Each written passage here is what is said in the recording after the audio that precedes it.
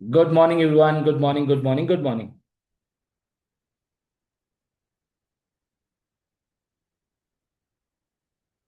Good morning, Manit sir. ಹೆಂಗ್ ನಡೀತಿದೆ preparation?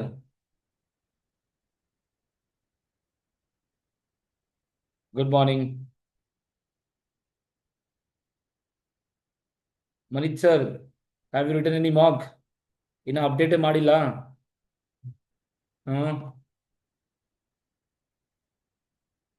Today ಎಸ್ ದಿವಸ ಆಯ್ತು. ಟುಡೇ ಹಾ, please write down one mock and send me ಬಾಬಾ, so that I can say where you can improve. ಕ್ಲಿಯರಾ? ಹಾ, ಓಕೆ ದೆನ್. ಚಲೋ everyone. Yesterday we have completed your revenue. We had completed your IAS 19 and leases किया था. So today the aim will be to do financial instrument. A very tough topic. सबको tough लगता है. I don't know why. Easy है. We'll spend good time on financial instrument. Share-based payment will not spend much time. Taxation also, I will not spend much time, but we'll spend good time on financial instrument because many of you have issues in financial instruments. So I'll give 3 to 4 tables. Prepare that. Your basic part will be done. Then when we come to impairment, I will take an example. Understand that your impairment will be done. Then when coming to hedging and derivative, understand the basic. I will draw some graph. Understand that your work is done. Yes, sir. So chalo then. Now let us start with your financial instruments. A very important topic. Every exam for sure question will be there for 10 marks or less than 10. Depends. Case to case. Yes, sir. So this financial instrument has 3 standards in total: IAS 32, IFRS 7, and IFRS 9. IFRS 7 is about disclosure. फालतू का topic है, कुछ important नहीं. It's not so important. IAS 32, it's about the classification, whether it will be a financial asset, financial liability, or equity. Then IFRS 9 will talk about the entire calculation, presentation, each and everything. So in IAS 32, we have financial instrument. फालतू का topic है, definition, no need to remember. Financial asset definition, you should know. Financial liability definition, equity definition, you should know. And especially this one, compound financial instrument, fixed to fixed test. See, compound financial instruments, there are 3 to 4 past papers and all are same. So do the latest past papers, September, December 2025. You will cover this part. The definition also, and this will be done. Yes, sir. Then IFRS 9, we'll study the accounting, each and everything. Then we'll study about the derecognition, offsetting, and disclosure. Offsetting, only one past paper is there. If you see your Kaplan kit, if you see the old past papers, there are 2 to 3 questions. Then hedging, accounting for derivative, impairment, multiple questions are there. Modification, only one question is there. Question number 4 of consolidation. Yes, sir. So chalo now, let us discuss. So what is financial instrument? Financial instrument क्या होता? Financial instrument is a contract, a paper, which gives rise to what? Which give rise to me a financial asset. For you, it will be a financial liability or equity. Simple. For one party, financial asset. For other party, financial liability or equity. Yes, sir. Now, it is a contractual obligation, not a statutory obligation. Will income tax payable refund consider here? No better. See now, A Limited is selling goods to B. For A, it will be receivable. हाँ जी sir. For B, it will be payable. So क्या हुआ? एक party के लिए financial asset, for the other party it becomes what? Financial liability. This is what? Financial instrument. So we have to study the accounting for receivable and payable. Simple. हाँ जी sir. So with this should be clear. Now financial asset will include what? 4 important keywords: cash, contractual right to receive cash, equity, instruments of another entity. I have purchased the shares of other company. If I have purchased the shares of other company and I have 40% holding, will this be a financial asset or the accounting should be done like associate? Yaad rakho, it should be what? Less than 20%, then only it will be a financial asset. Hanji sir. If equity instruments of another entity. Then contractual right to receive cash, contractual right to receive another asset. Another financial asset, not a asset, another financial asset. Yes, sir. Then contractual right to exchange financial asset, betting, gambling, and that gambling which you do, the derivative or the gambling which you do should be favorable for you. अगर आप सट्टा लगाओगे तो आपको benefit होगा. For the other party it will be loss. Let's say today you're doing a betting, let India versus Pakistan. You say India win, your friend is saying Pakistan will win. In this case, can I say one will have a benefit, one will have a loss? The person who will have a loss will be a derivative finance. It will be a financial liability. The one which has a benefit will be an asset. Yes, sir, simple. So with this, the definition is done for financial asset. Financial liability में क्या आएगा? Sir, obligation to deliver what cash or another financial asset to other entity. Yes, sir. Then contractual obligation to exchange financial instrument which are potentially unfavorable. It's against you. It's not in your favor. Simple. Then certain contract that will or may be settled in the own equity instruments, and these equity instruments are what, everyone? Variable number.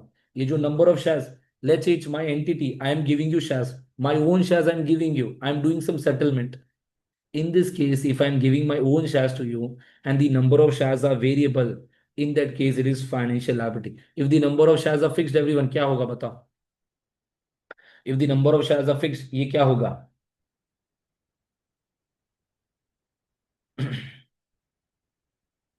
If the number of shares are fixed, it will be equity. There are 4 to 5 past papers. Bismuth company, multiple questions आता है, where a list is provided below. अगर आपको refer करना है, एक बार reading कर लेना, sufficient. Yes sir. So with this is also done. So I've written in class, we have done in detail with it, why, etc. What is the logic? Now I'll not go in that detail. Equity means what, sir? If the number of shares which are issued are fixed, equity हो जाएगा. Then contract which evidences a residual interest in the assets after deducting the liability. Conceptual framework का definition है. Other than this, nothing. Yes, sir. So equity. Now everyone, for one party, it is a financial asset. For other party, financial liability or equity. Now under this financial asset, further two categories are there or not, everyone? एक debt होगा, एक equity होगा. Under debt we have further AMC, fair value through OCI, fair value through P&L. इधर क्या होगा? Fair value through OCI, fair value through P&L. हाँ जी sir. Now here the accounting is done, fair value change होगा. But for this equity, do we change the value, everyone? What do you think? Do we change the value? Do we remeasure it at the reporting date? Do not do the small mistake in the exam. This equity is different. This equity is different. समझ में आ रहा है सबको? Yes, sir. So these are the list which we have seen in a regular class. Then classification, as I mentioned, financial asset, amortization cost method, fair value through OCA, fair value through P&L.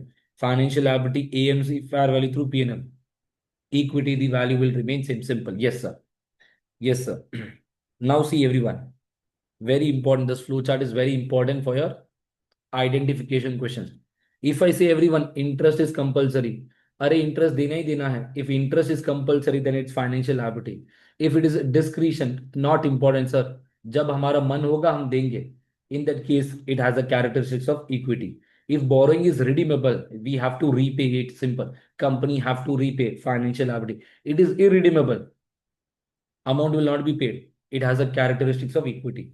If borrowing is convertible bond, CFI, remember CFI, if variable number of equity shares are there, financial liability, fixed number of equity share and it is compulsory, choice नहीं है, compulsory है कि convert करना ही करना है. In that case, it will be what, everyone? Equity. If it is convertible at the option of issuer, I am the issuer, I have the option. So always if the company has the option, the company will choose what, everyone? अगर company के पास option होगा, will the company give cash or the company will give equity shares? Company will always go with equity share because they need liquidity in the business. Then holder, अगर मैं आपके पास option है, you have the option, I don't know what you will take. You can take cash also, you can take shares. So we will account this as CFI, compound financial instrument. हाँ जी sir. Then see, redeemable preference shares and no dividend. Sir, redeemable preference shares, no dividend, it becomes a CFI. इतना detail आपके exam में नहीं आएगा. Then irredeemable preference shares, no dividend, equity. Irredeemable preference shares plus dividend, compulsory, CFI. So it will be easy for you to identify whether this is a CFI or not. Yes, sir. In the latest exam, we have seen that the examiner giving 10 to 12 mark question where you have to identify what is this, whether it's a financial asset, financial liability, or CFI, and have to do the accounting. September exam also 11 mark question. December exam also 11 mark question. So be prepared for that. Yes, sir. और easy होगा. अगर ये question नहीं कर पाए ना exam में, तो बाद में डिफिकल्टी होगा. तो हमें 45, 42 आएगा. So avoid these mistakes. This is the FR part. It's not the SBR part. Yes, sir. So see, this is the question which we have done in class, and these are the past papers which we have also discussed in the class, and we have done this. So this done, and then multiple questions we have done. Then something we have discussed about fixed to fixed test. So see here now, if the number of shares which you issue and the consideration which we receive दोनों fix है तो क्या हो जाएगा equity sir. If the number of shares are fixed, consideration is variable, it's a financial liability. If the number of shares which I issue is variable, the consideration is fixed, financial liability. This is variable financial liability, simple. Yes sir. This was a question, Sky Company, a very old past paper, ये भी अपन ने class में किया था. Till here, any doubts to anyone in the definition? Your definition part is done. Done. हाँ sir क्या करे? I will give a list of past papers. Just read the question, read the answer sufficient. It will be again a revision and you will get to know, okay, these are the points which I have to write, the technical marks. Yes, sir. Now, chalo, let us start with the accounting. Understand the accounting for financial liability so that your financial asset will be same, your CFI will be same. So now financial liability. Financial liability, there are two methods. One is amortization cost method, one is fair value through P&L. Fair value through P&L we follow for derivative accounting. Your hedge accounting derivative, yes sir. Two methods, AMC, fair value through P&L. ज़्यादा discuss नहीं करते. Let us take a question and understand with the question only. Now, an important disclosure before I move forward.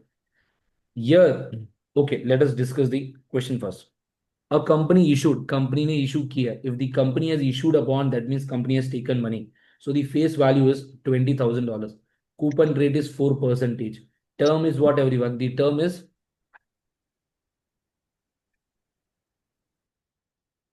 what? The term is 5 years here. Effective interest rate is 7%. Transaction cost is 534. Discount is 500. Redemption premium is 10% of the face value. Yes, sir. So in one question, each and everything I've taken here. So now, normally, as per IFRS 9, financial liability is always recorded what, everyone? Fair value. Fair value. Now, fair value, how do we calculate? Fair value, how do we calculate? That is face value less discount. Sir, will this easy come in the exam? Nahi, Baba. For SBR exam, the fair value will be given. You are lucky. Agar fair value nahi diya hua, तो what will you do, everyone? If fair value is not given, what will you do? Chalo, batao mujhe. If the fair value is not given, what will you do?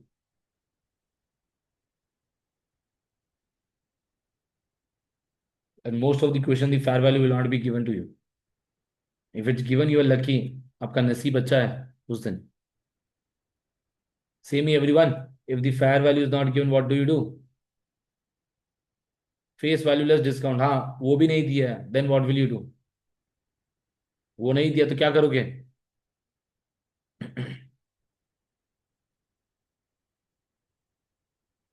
अरे बताओ, discuss किया अपन ने class में. Multiple times I mention the sentence.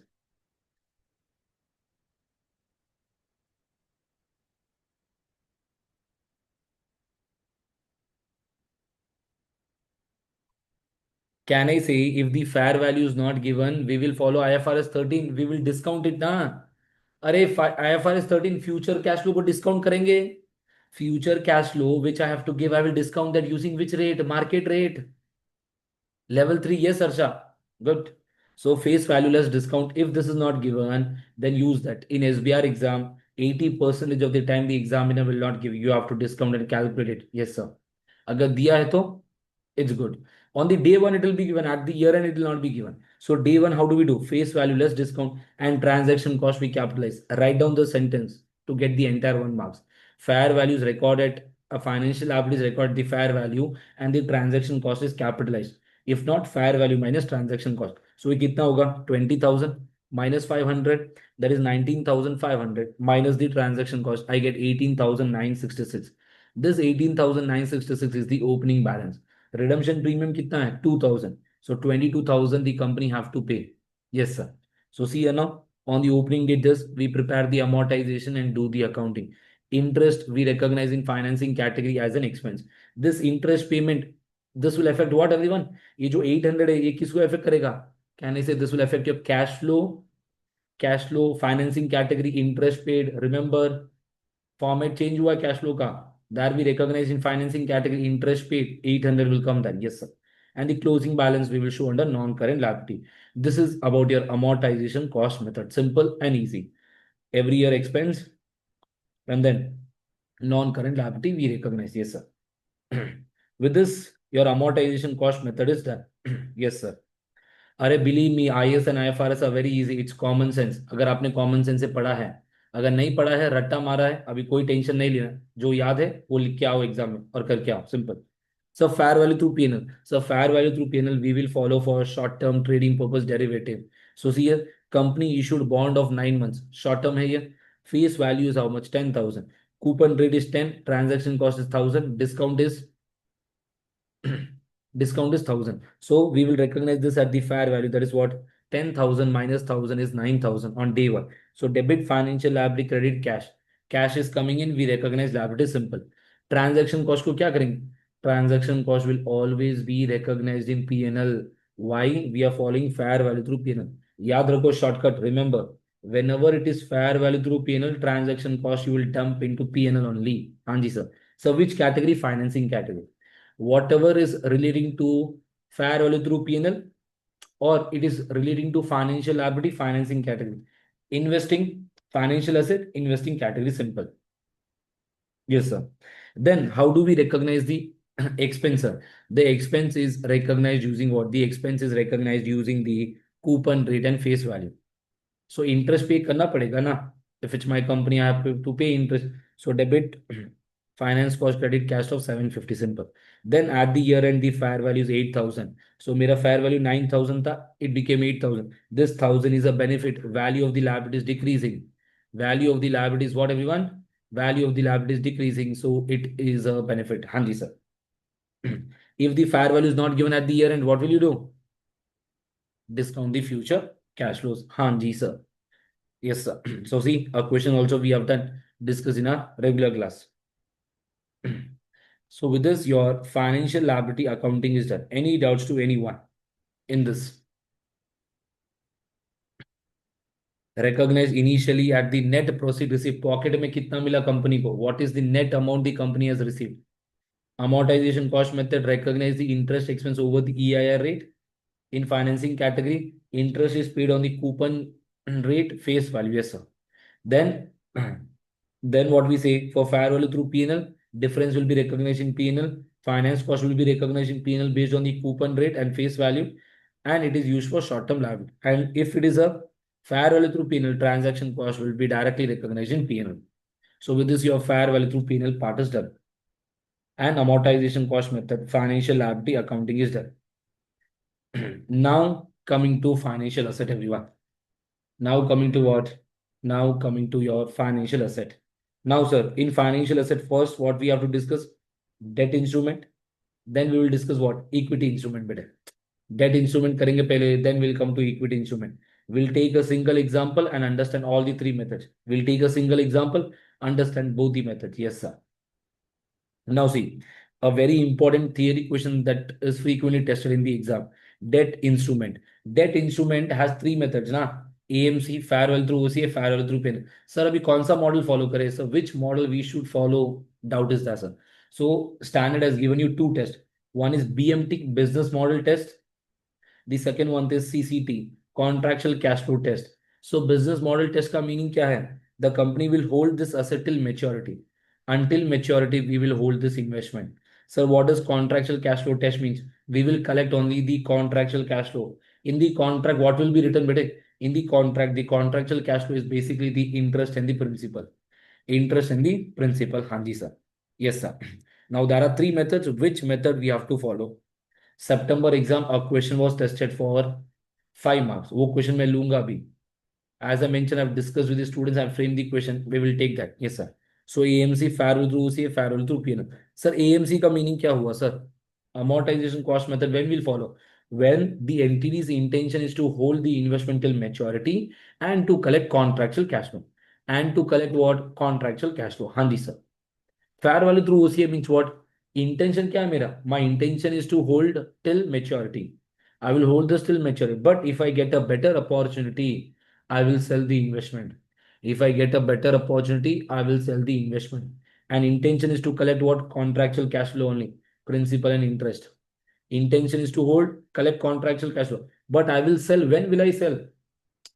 I will sell when better opportunities available. Will I sell when I have problem in my business? Let's say मेरे को पैसा चाहिए आज business में. Will I sell at that time? Yes, I will sell. In that case, we will follow fair value through. Say no, बेटे. If shortage of cash in business, that means we are selling this. But this is not for better opportunity, but this is due to the business requirement. So we will follow AMC only again. Even though we are selling, but this selling is due to the shortage of cash in business, bete. So we'll follow AMC, yes, sir. Then fair value through PNL when we'll follow when it is for trading purpose and the contractual cash flow test is failed. Contractual cash flow test क्या बोलता है? You will hold this till maturity and only collect principal and interest. You will not sell and take the difference of fair value gain. Yes, sir. So I had taken the example, if you remember, Ram has a girlfriend. Ram ने क्या बोला? I'm committed to my girlfriend. In this case, it is amortization cost method. But Ram has a crush on Shraddha Kapoor, on one of the actress. He says, अगर मेरे को chance मिला date करने के लिए, I will consider it. If I get a chance to date an actress, Bollywood actress, I will consider. तो क्या होगा वो? Fair value through OCI. Fair value through OCI. हाँ जी sir. Any doubts to anyone in this? No ना? अगर नहीं है चलो मैं everyone please see this question and say me what will you follow. ये सितंबर का क्वेश्चन है. Please see this question and say me what will you follow, AMC or fair value through OCI. There are two things. First one is a bond, the second one is also a bond. Two assets are there. Which method you'll follow?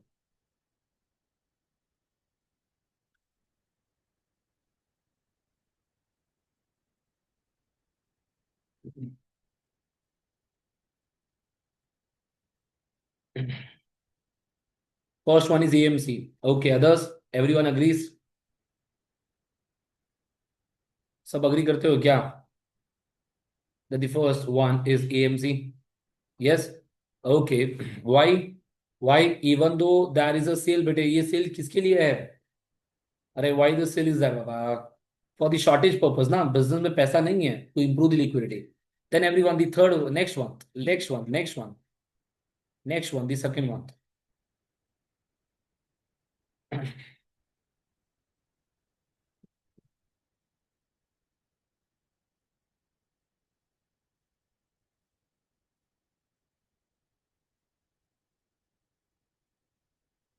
बताओ बताओ. Excuse me.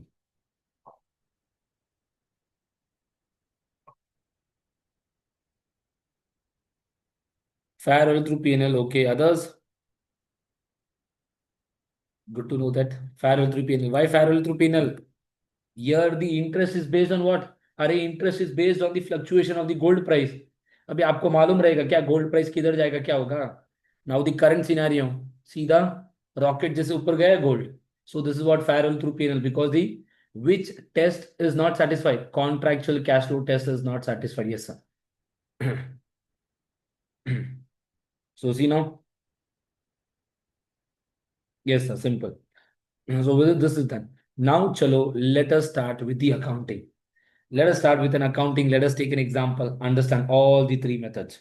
See, if you want to refer a table, you have table भी refer कर सकते हो. So with this one table, your entire revision will be done of all the three methods. पर पहले ये example देख लो. किधर है ये रहा. कंपनी ये बॉट. अगर कंपनी ये बॉट का मीनिंग क्या हो? कंपनी ये bought. I am investing, I am purchasing 10,000 6% bond at a discount of 1,000. Transaction cost is 144. Redemption premium is 500. And over its nominal value, effective rate is 11%, 3 years. Now, first we follow AMC, amortization cost method. Now, financial asset also we recognize at fair value. Beta. Financial asset also we recognize at fair value. So fair value कितना होगा here? If you can see, that is fair value plus transaction cost here. There we reduced. Here what do we do? Here we add it. Yes, sir. Here we add it. Simple. Yes, sir.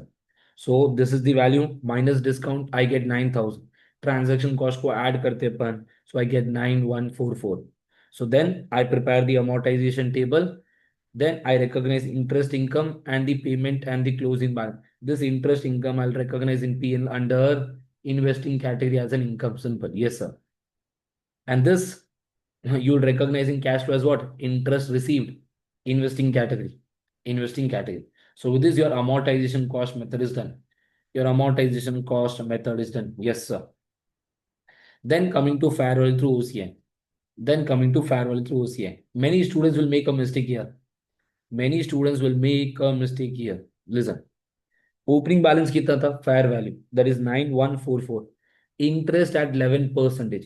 Now this column which is there, now these two columns will be same as amortization cost method. It will be what, everyone? It will be same as your amortization cost method. So 9144 into 11%, payment is of 600, 9550. And you compare this with the fair value 11,000. Where will you recognize this fair value, everyone? The fair value you will recognize in OCI.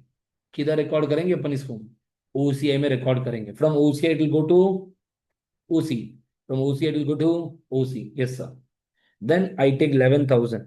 On this 11,000 I'll apply 11% and this 600. Is this right, everyone? What do you think? ये correct है क्या? Is this the right method to do? Is this the right method to do this calculation? Or no? Now you will say, sir, ये किधर आता है exam में? Sir कोई पास paper ही नहीं है. Your pre-mock. 5 marks adjustment is there. If you have done your pre-mock, you'll be knowing. Exhibit 3. ये छोटा छोटा top. This many students will neglect this. Many students, believe me, will neglect this.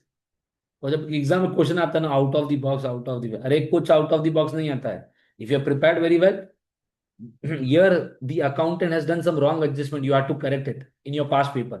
अगर आपने pre mock किया तो you'll be knowing it. See, what should you do? 11,000. Sir, interest is as 11%. Do not consider that. Same, take the same value here. Take what? The same value here. 1,015. 600 and then get the closing balance. A plus B minus C. Get the D value. Again, compare with the fair value. The difference you will recognize in OCI again as a loss. The next year, 10,400, this value will remain same. Yes, sir. And then you will continue, you get the value here. So your OCI will become 0. So see P&L, interest income. In OCI, we recognize this. In balance sheet, we recognize this financial asset at fair value and fair value through OCI. The OCE in your other components of equity will become 0 over the period. Over the period. Yes, I hope this method is also clear to everyone. Amortization and fair value through OCI. Now a question. If there is any balance, can you reclassify this to P&L? Can you reclassify this to P&L?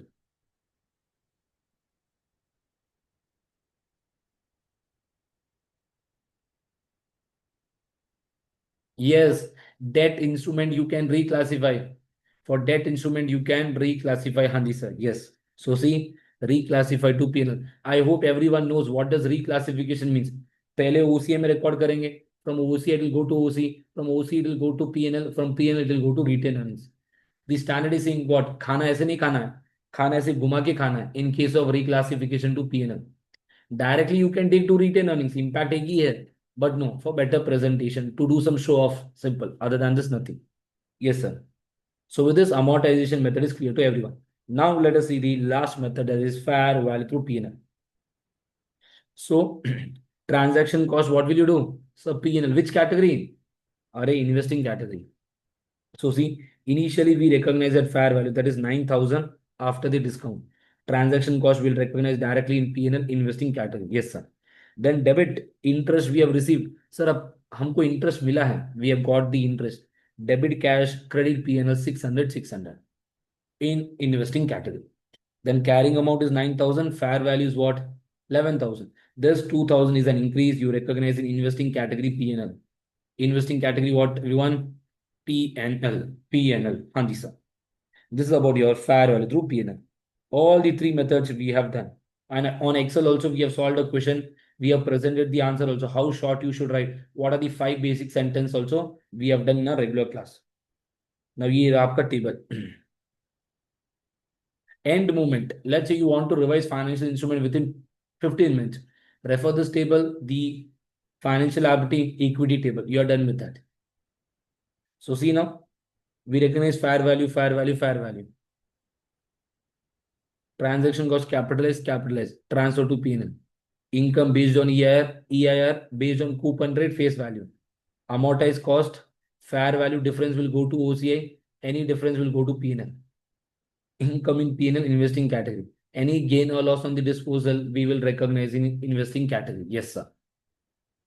So with this, your debt part is done. Now coming to the equity instrument agreement. Under equity, what are the two methods? So fair value through P&L, fair value through OCA. This fair value through P&L, fair value through OCA has a link with what, everyone? Has a link with your step acquisition. Yes or no? In the chat box. है कि नहीं link with the step acquisition where you have to remeasure and take the difference into investing category. याद आ रहा है कि नहीं step acquisition में?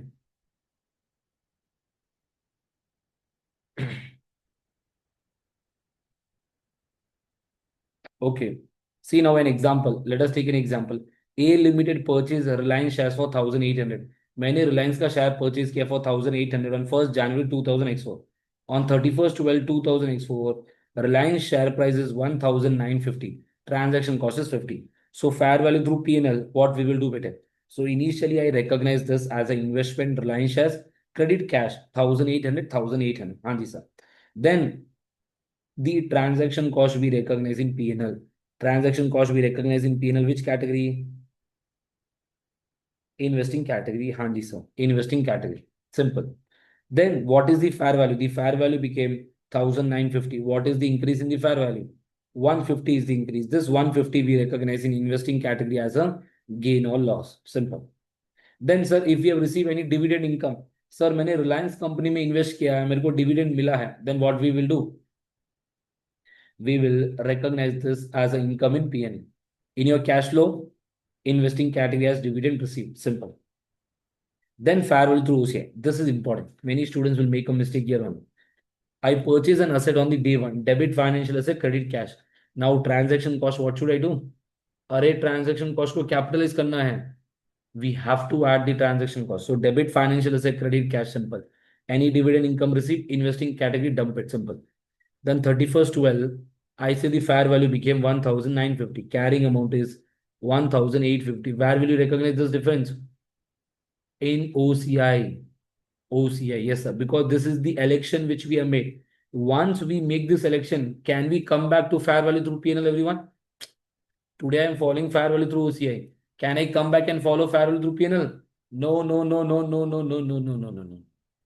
No, no, no, no, no, no, no, no, no, no, no, no, no, no, no, no.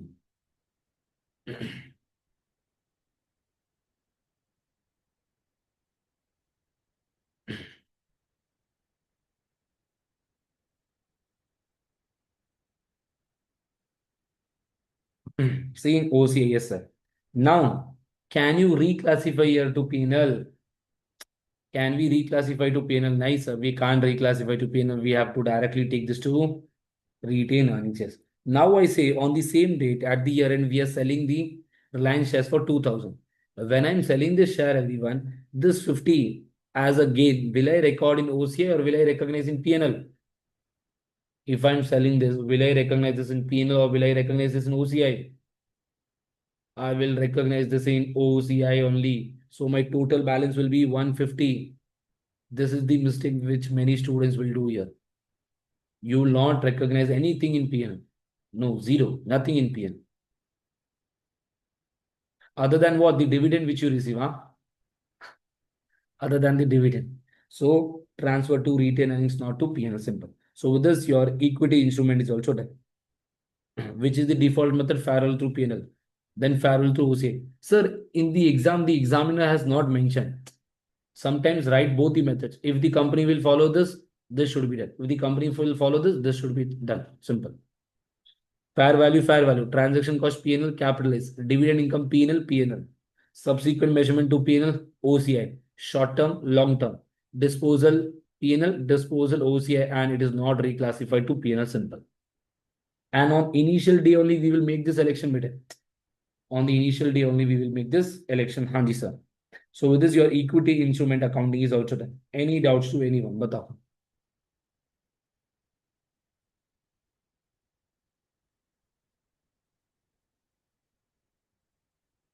Clear to everyone? Haan ji, sir. See, this is revision marathon. It's not a detailed class where I'll discuss. We have done the standard in 12 hours. 10 to 12 hours, we have done the discussion in detail. Each and everything, the questions, everything. I can't spend your time to discuss the standard in 3 to 4 hours. 1 hour maximum, not more than that. So compound financial instrument, CFI. As I mentioned, two theory questions are there. One is, I think, Fernanda company, and one is very old past paper, and one is the latest past paper. मेरे को एकदम से नाम याद नहीं आ रहा है. But I'll give the list at the end, so you can refer it. So what is compound financial instruments? So compound financial instruments के लिए क्या follow करेंगे अपन? वो compound financial instrument will follow everyone. What is split accounting? Liability and equity को separate करेंगे. We have to show it separately for better presentation. Yes, sir. So what are the steps? Step number one, identify whether it's a CFI. Then identify the liability. How will you calculate the liability? Present value of the future cash flow. Using which rate, everyone? Using which rate? Can I say using the rate without conversion option in the market? Then equity component will be the difference. Total, what is the amount minus financial liability will be your equity. Step number 4 is the unwinding the financial liability. Hanji sir. Then see note, financial liability is measured at amortization cost method. Equity is measured at cost. Hanji sir. Now, transaction cost. In one of the past paper, a transaction cost is also there for CFI. How will you allocate the transaction cost, bete? How will you allocate it? देखो इधर, I see your financial liability is 47,000. Your equity is 3,000. Your transaction cost is 1,000. क्या करोगे इसका? 1,000 into 47,000 divided by 50,000. 1,000 into 3,000 divided by 50,000. You will get the transaction cost. So transaction cost, see, allocate transaction cost to financial liability and equity component in the ratio of the amount calculated above and deduct from the amount calculated above. We have to deduct, not add here. अरे ये financial asset नहीं है ना, ये financial liability है, इसलिए deduct करते हैं अपन. That is the reason we deduct, not add. Yes sir. Now let us take an example so that it will be clear. So this is the example. 50,000 is the value of the bond, 4% convertible bond. And this, sir, it can be convertible at any time, either shares or either cash, and each bond has a value of $1,000. So market rate कितना है for non-convertible bond? 6. So year end they have given 4%, 6%. Which one we will use for discounting, everyone? चलो semi chat box बताओ which one we will be using. 6%. Mention this in a sentence. अरे if you mention this now you'll get one technical marks राजा. सबको clear है? ये लिख के आना है, ऐसे नहीं कि करके आ जाओ. Explain the examiner. If the question says explain and calculate, explain why are you using this rate? What is the rate? Yes, sir. So see now, it's a convertible bond, financial liability. I'll calculate my contractual cash flow. What will be my contractual cash flow, everyone? Face value into the coupon rate. Hanji sir. That you will consider. And then discount factor, you will take 6%. Discount it. Then you get DCF. DCF को करो and get the value. 47,340 is your liability. अब इसका equity क्या होगा? Total proceed minus financial liability, that is equity. Will you change the value of this equity? Will you change the value of this equity? इसको remeasure करेंगे क्या every year? You will not remeasure this. Do not do that mistake. Yes, sir. Then step number 4 is what? Do the liability calculation. Prepare the amortization table. Recognize interest expense and cash flow interest paid. So P&L, every year we record this value. Equity value will remain same. Non-current liability will increase, simple. Now after 3 years, what will happen? Sir, after 3 years, either cash is given or shares are given. Sir, अगर cash दिया होता तो क्या होगा? Sir, if cash is given, what will happen? So debit financial liability, credit cash. It is given. Whatever is the equity, we transfer to the retained earnings. Sir, if the shares are given, in that case, what do we do? So number of shares we have to calculate. That is 50,000 divided by 1,000 into 400. 20,000 shares are given. So remove the liability, remove equity, record share capital 20,000, and the remaining dump to share premium. Remaining you have to dump into share premium. दोनों होगा कि एक ही होगा? एक ही होगा. The company will not give both, only one. Yes, sir. So with this is also done. Your compound financial instrument accounting is done. Financial liability, financial asset accounting is done. Yes, sir. Now coming to the de-recognition of financial instrument. Is this topic important? Yes, but there are 2 to 3 past papers regarding this. De-recognition of financial instruments. I say if you're lucky, you can get this topic in your exam. So financial asset, when we will de-recognize? Technical marks, writing this better. Technical marks. Financial asset, when we will de-recognize? When the contractual right to receive cash flow have been expired. Have been expired. The contractual right to receive cash flow have been expired. Or the financial asset has been sold. The risk and rewards are transferred. बेच दिया अपन ने sir, risk and rewards भी transfer कर दिया. In that case, we de-recognize. Sir, when we de-recognize, there will be some difference. The amount which we get and the carrying amount, that difference we recognize in P&L. The difference we recognize in P&L as a gain or loss. In which category? Operating or investing, depending upon the nature of financial asset. If it's your trade receivable, operating. If it's your financing bond, if I've invested in any bond, in that case, it will be what, everyone? In that case, it will be what? It will be investing category. Yes, sir. So this was about your financial asset. Now there is something known as factoring. Without recourse, with recourse. How many of you have done this topic? With recourse, without recourse.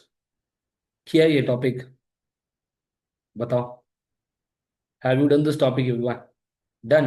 अरे बाप रे बाप, सब topic किया है. Okay. Others?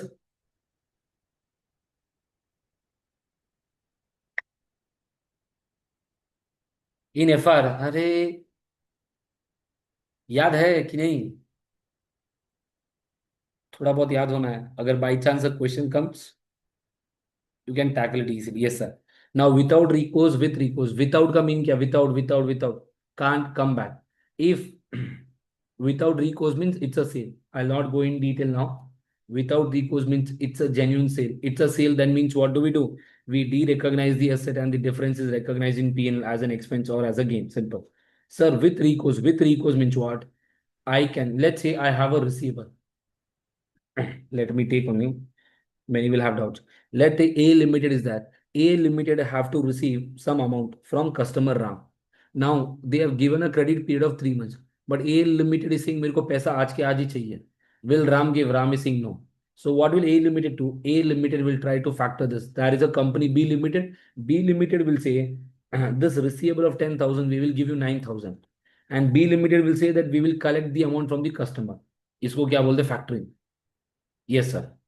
Now, let's say the customer is only paying 7,000 to P.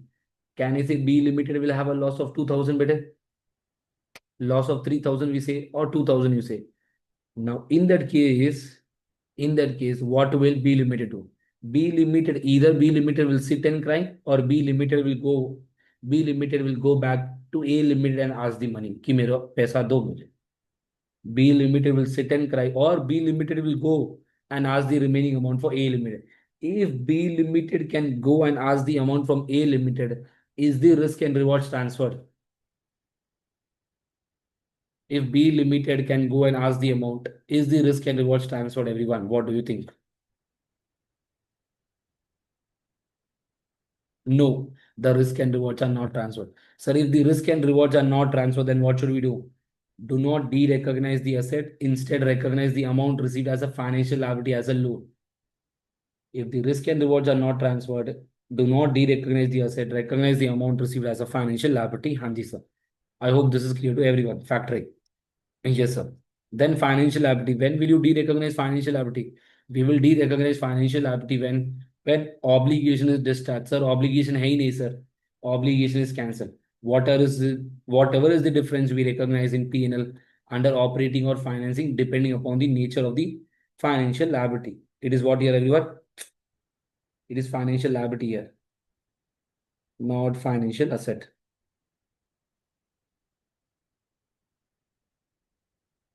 Hanji, sir. This is clear. Then coming to offsetting. Is this topic important? Very, very important, offsetting.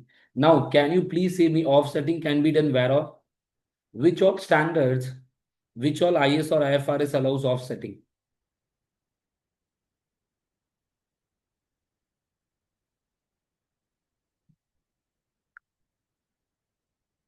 कल ही किया अपन एक standard IAS 12, yes, very good. Then deferred tax, deferred tax asset, deferred tax liability offset. Then other than that,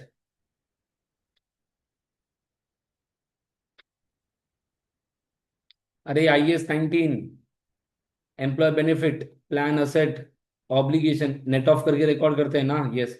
and then your financial instrument, हाँ जी sir. So when can we do offset? Technical terms, write down this, get 1 or 2 marks. Move forward. Legally enforceable right should be there to offset it, and entity intends to settle on net basis or realize the asset and settles the liability simultaneously. Yes, sir. See now, there is a receivable and also a payable. Can we recognize 200 net? Yes, when both the parties agrees and A is saying to B that you only pay me 200, or B will pay 1000, and on the same date simultaneously A will give 800 to B. In that case, we can do the offsetting. Yes, sir. So with this, your offsetting is also done. Any doubts to anyone in offsetting? Right now, so factoring, we have done question 1, question 2. Yes, sir. So till here, it was about your FR part.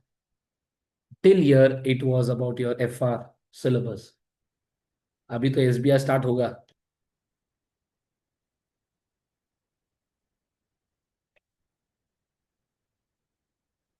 Yes, sir. So now, how many of you have done this topic, pata, modification of debt?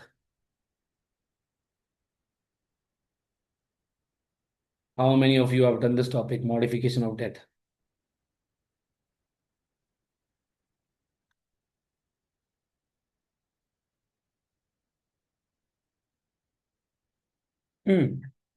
बताओ.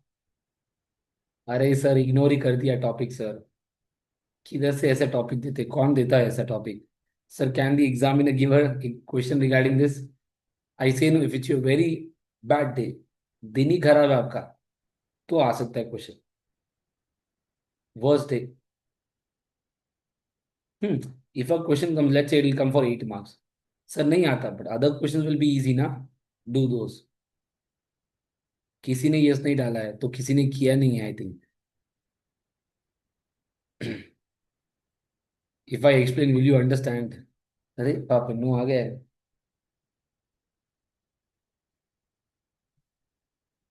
Others. इल्ले sir, माडिला sir, किया नहीं है sir. क्या करे sir? First of all, ये standard इतना बड़ा है, आप ये बोल रहे कि ये भी करके जाना है. किसका दिमाग चलता है सर इतना? किसने बनाया है ये? जब एग्जाम लिख तो यही याद आता है सर, ये किसने बनाया है, क्यों बनाया है. अभी क्यों बनाया है, जब काम करोगे ना तो सब समझ में आ जाएगा. Now this topic I will not explain. अगर आपको पढ़ना है, एक बार रेफरेंस ले लेना. If I explain, you think sir कुछ out of the box and it will be new for you. If you need, at the end we can discuss. But now, coming to the most important topic, impairment. Now, how many of you have doubt in this impairment? बताओ मेरे को. किसको किसको tough लगता है ये? Multiple questions आता रहा.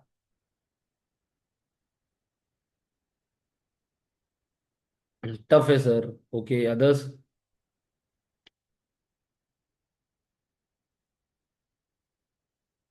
Sir tough tough tough tough, अरे बाप रे बाप. कौन सा इजी है? Which standard is easy everyone, बताओ मेरे को. Everyone you say me, which standard is easy in the entire SBR? कौन सा स्टैंडर्ड आपको इजी लगता है? IS2 inventory, IFRS 13, 5, 15, 16. Oh Manish sir, 16, हाँ. ओके. 1638. अरे वो आएगा कि नहीं आएगा? Your IS 38, everyone are saying easy. हाँ. Okay, no issues. इजी, ये भी इजी है. Let us understand this. So have that mind set, remove from your mind की ये टफ है. इजी है. ऐसा नहीं कि कोई डिफिकल्ट है, नहीं. नाउ चलो, इम्पायरमेंट. Do we apply impairment for financial liability or equity? No, better. Impairment will only apply for financial asset. Now, under financial asset, we have debt or equity. Under debt, we have three methods. Under equity, we have three methods. Do we apply impairment for equity? No. Because the fair value difference will automatically consider the impairment. So, no need. And then debt one. Excuse me, debt. In debt, we have amortization cost method. We have fair value through P&L, fair value through OCI. Do we have amortization for fair value through P&L? No, better. Automatically, the difference will be considered. So the impairment we have to study from amortization cost method and fair value through P&L. Yes, sir. So now see, this is the normal accounting which you have learned. Debit loss, credit loss allowance. आपने bad debt पढ़ा ना? Provision for bad debts. If I say everyone today recognize provision for bad debts, will IFRS 9 apply or will IAS 37 apply? What do you think? If I say provision for bad debts or provision for doubtful debt, if I record, will IFRS 9 apply or IAS 37 applies? IFRS 9, अरे 9999 IAS 37 नहीं होगा. अगर मैं बोलूं मैं शाहरुख खान हूं और if I से आई एम विराट कोहली, मेरा नाम भी विराट है and the Indian cricket player Virat Kohli, मैं बोलूं मैं विराट कोहली हूं, तो by just saying provision for doubtful debt does that means we apply IAS 37? अरे नहीं sir, we mention provision for depreciation also, provision for accumulated depreciation. It does not mean that IAS 37 will apply. नहीं नहीं नहीं. So you have learned this in your FA, in your BCom, in your FR also, that we recognize the loss allowance for receivable. Today I have 10,000 rupees to receive from you. I have to receive 10,000 from you. मेरे को लगता कि आपका business अच्छा नहीं कर रहा है. So what will I say? I will recognize the loss allowance. No, I believe that I will get 8,000. I will not get 2,000. So that is only what impairment. That is only what impairment here. You need not think in detail. The values will be given. Use it and calculate. So see everyone.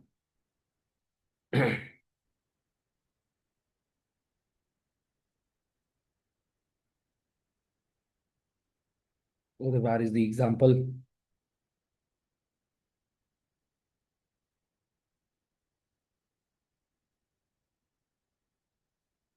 हाँ ये रहा.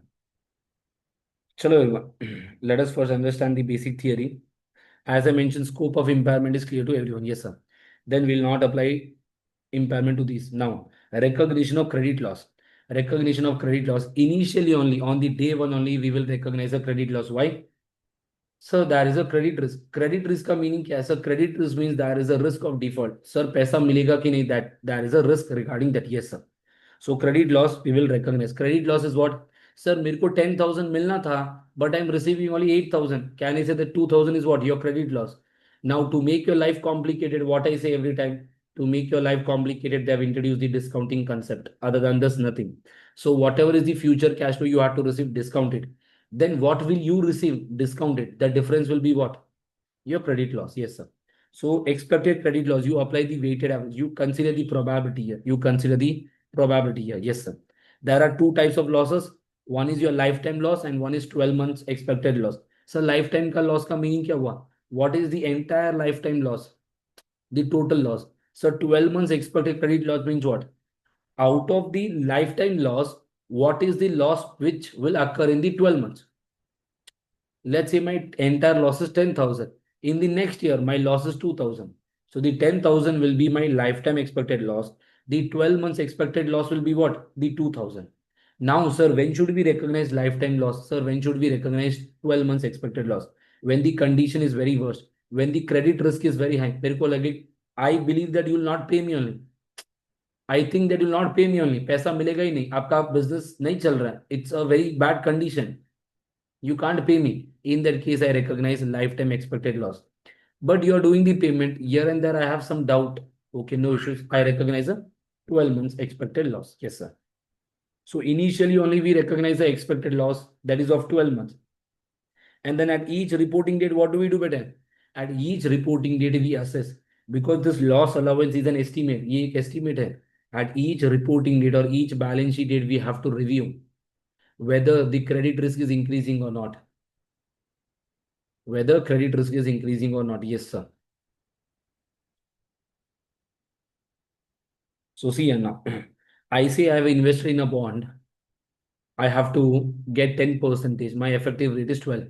So this is the value which I'll get everyone. Each year, yes, sir. Now, the first year I got this amount. First year I've got this. So my carrying amount is how much? My carrying amount is 10,000. 1,02,000. Yes, sir. Now, the condition of the company is not good. Company का business अच्छा नहीं चल रहा है. If the company's business is not doing good, can I say I have a risk whether I will get the investment back or not? Whatever I've invested in that company. हाँ जी sir. So what will I say? I will take 10,000, 10,000, 10,000. This one. I say that I will only receive now 5,000, 5,000, 5,000, 5,000, 50,000. Can I say this is what everyone? This is my credit loss. This is my expected loss. इसको मैं discount करूंगा which rate? Original effective rate. I will discount this using the original effective rate. ये क्या हुआ? इसको क्या बोलते हैं? This is your life time expected loss बेटे. ये क्या हुआ? It's your life time expected loss. So what will be the 12 months expected loss? The 12 months expected loss will be the total loss into the probability of default within 12 months. Within 12 months, what is the default? कितना नहीं मिलेगा? Yes, sir. So this was a basic example which we had taken. Now see everyone. Now, when will you say the credit risk is increasing? When will you say the credit risk is increasing? Let's say I've given money today to you. I have given 10,000 rupees to you. In your bank account, only 100 rupees is there. But you're working in a company where your salary is 5,000. Now, everyone, can I say my credit risk will increase or not? Will my credit risk increase or will my credit risk will be low? In your bank account, 100 rupees is there, but you're working in a company, you will get a salary of 5,000, 5,000. What do you think? Is the credit risk low or high?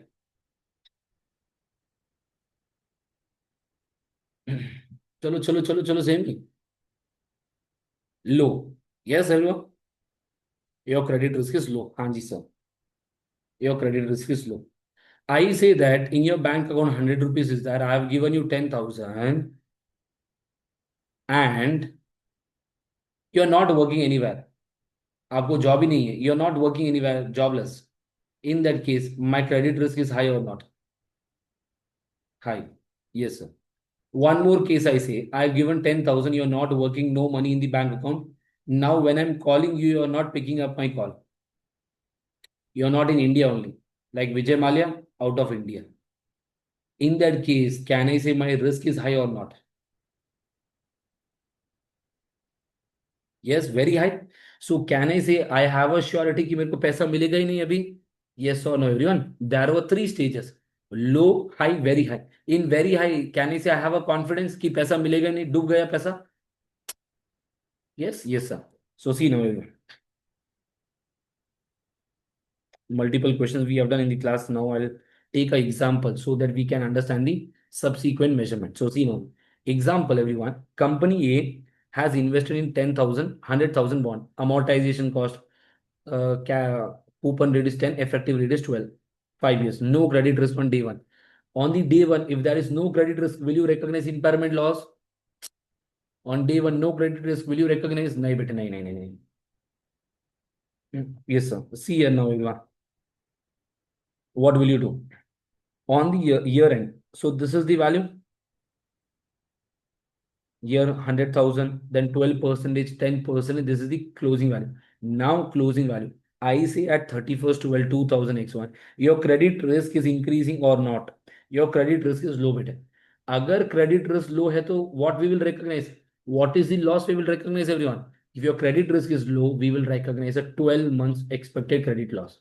So what is that 8,000? So in P&L expense and we recognize a loss allowance. So in P&L I recognize this, and in P&L investment income, financial asset is 1,000 to 1,02,000 minus 8,000, 94,000. So this is your stage one.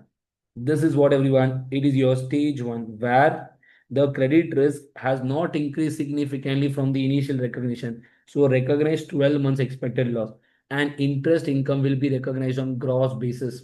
So gross का meaning क्या हुआ? देखो इधर. Now next year, what will be my opening, everyone? My opening will be this one. Now I have to recognize the interest. What?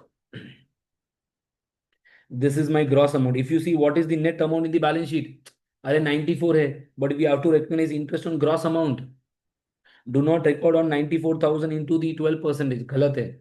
Recognize on this only बेटे. This is what the interest for the next year. You get the value, closing value at the end of second year. So second year I say credit risk increased, but no objective evidence. There is no such evidence that you will not receive the money. Credit risk has increased. So we recognize a lifetime loss. I say your lifetime loss is 40,000. Out of this 40,000, can I say 8,000 we have already recognized? Out of this 40,000, we have already recognized what?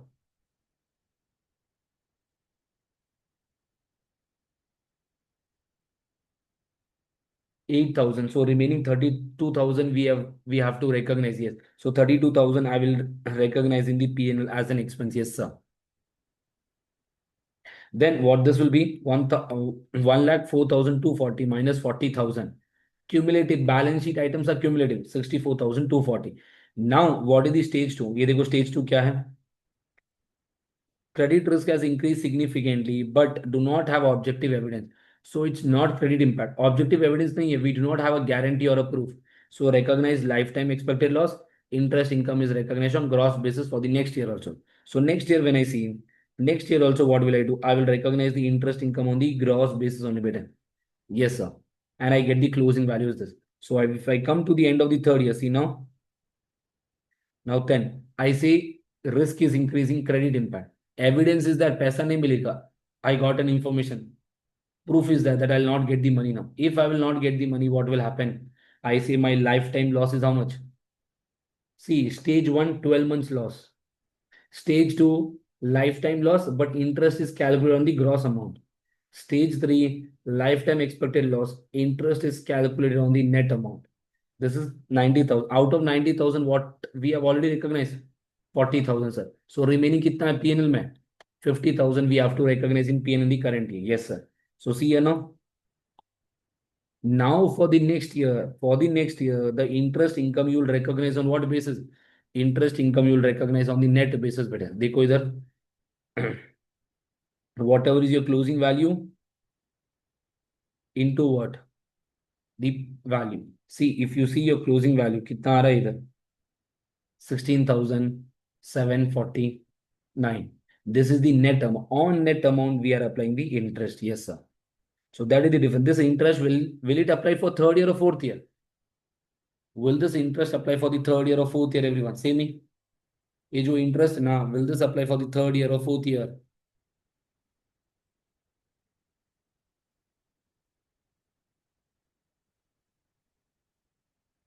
The interest will be applied for the next year. That is fourth year. Yes, sir. So this about your three stages, everyone. Stage one, stage two, stage three. So at each reporting date, you have to assess whether we are in stage one, stage two, stage three. Yes, sir. And then the impairment loss is recognized in P&L simple. Sir, if it is fair value through OCI, if it is fair value through OCI, what should we do? If it is fair value through OCI, if impairment loss is because of credit risk, that should be recognized in P&L. And the remaining fair value loss, where will you recognize? The remaining fair value loss we will recognize in OCI. We will recognize in OCI. Yes, sir. It will be given in the exam. What is the loss relating to credit risk, and the remaining you will recognize in OCI. Whatever is the credit loss regarding impairment, recognize this in P&L and remaining in OCI. So with this, your impairment part is done here. Your impairment part is done. So multiple question one, question two, multiple questions we have done in the class. Yes, sir. Now see, what are the indicators that the asset is credit impact? Everyone, please read this. These are the indicators. It will help you in the exam to identify. एक बार पढ़ लो चलो. Credit impaired means which stage? If I say credit impaired means which stage? Stage number 3.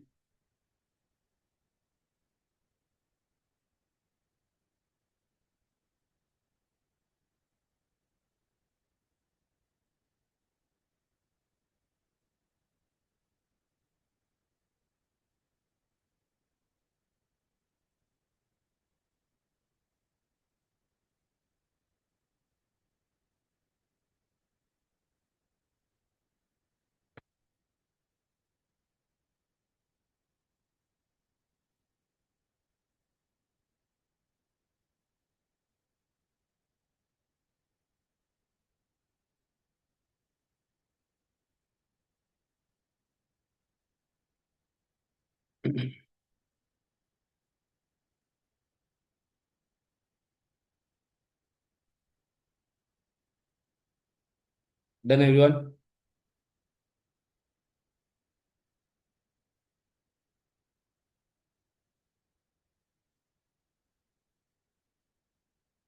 Okay, chalo then. So this your impairment part is done. Now for trade receivable, contract asset and lease receivable, I mentioned there is a shortcut which we can follow. That shortcut is what? Provision matrix. I have never seen a question, but we have done in our regular class. अभी मैं नहीं कराऊंगा ये topic. Yes. So fair value through OCI mentioned. If it is relating to credit risk, recognize in PL. The remaining we will recognize in OCI. Yes, sir. So we have done a question regarding that also. Now coming to the next important thing, purchase or originated credit impaired asset. How many of you have done this topic? बताओ. Purchase or originated credit impaired asset. Have you done this topic? किया है ये topic ही छोड़ दिया है.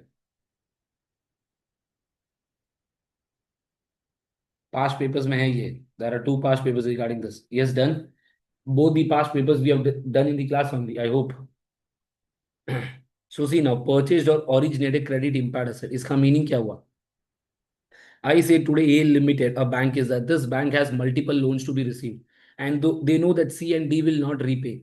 This C and D will not repay. Can I say these assets are already impaired? Now these impaired asset B Limited will be purchasing. B Limited has a very good gang, or it's a, let's say B Limited is owned by Ram. Ram is a don or a rowdy, and he has the power to get the money back. He knows.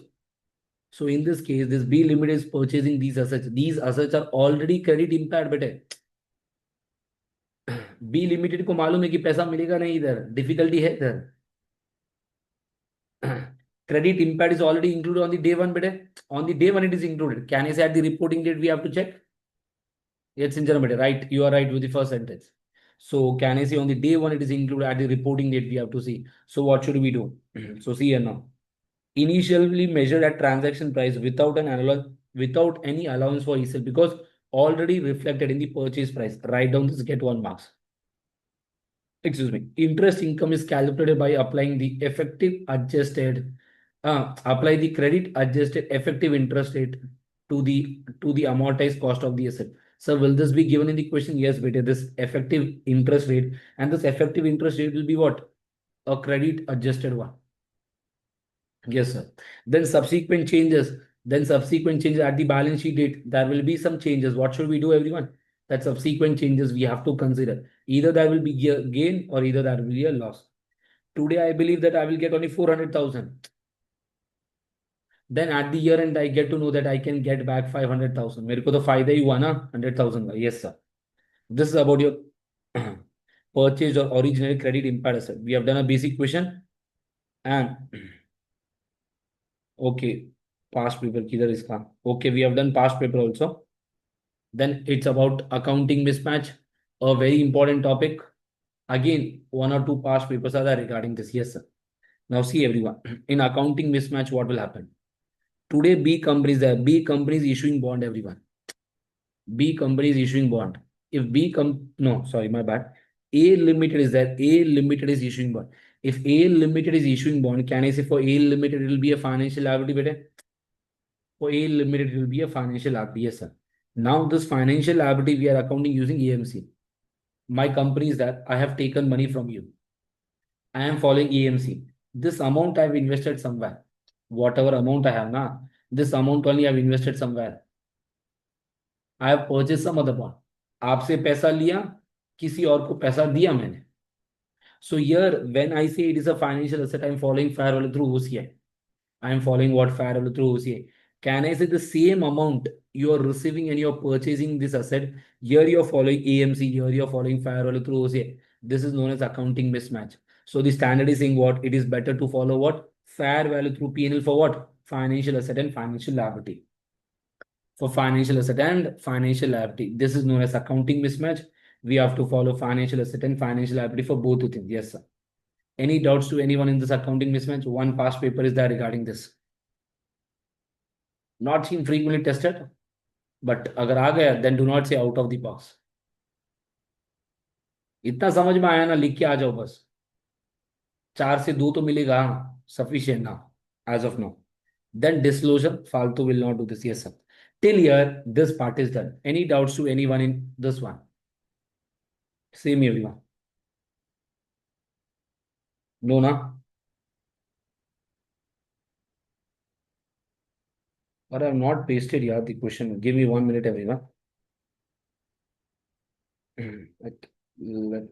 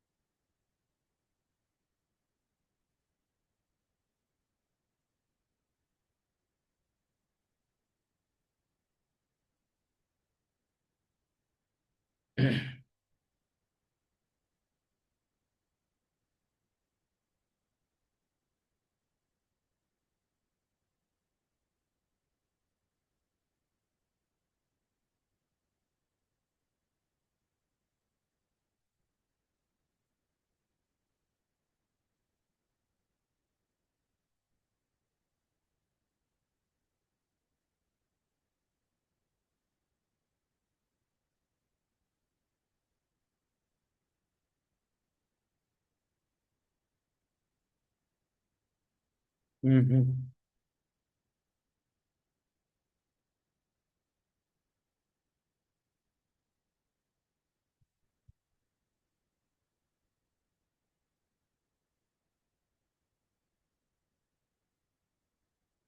Chalo, everyone, then.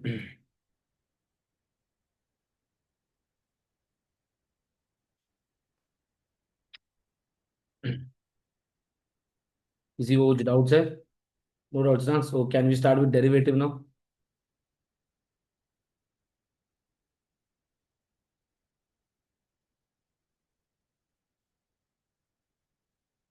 Yes, chalo then.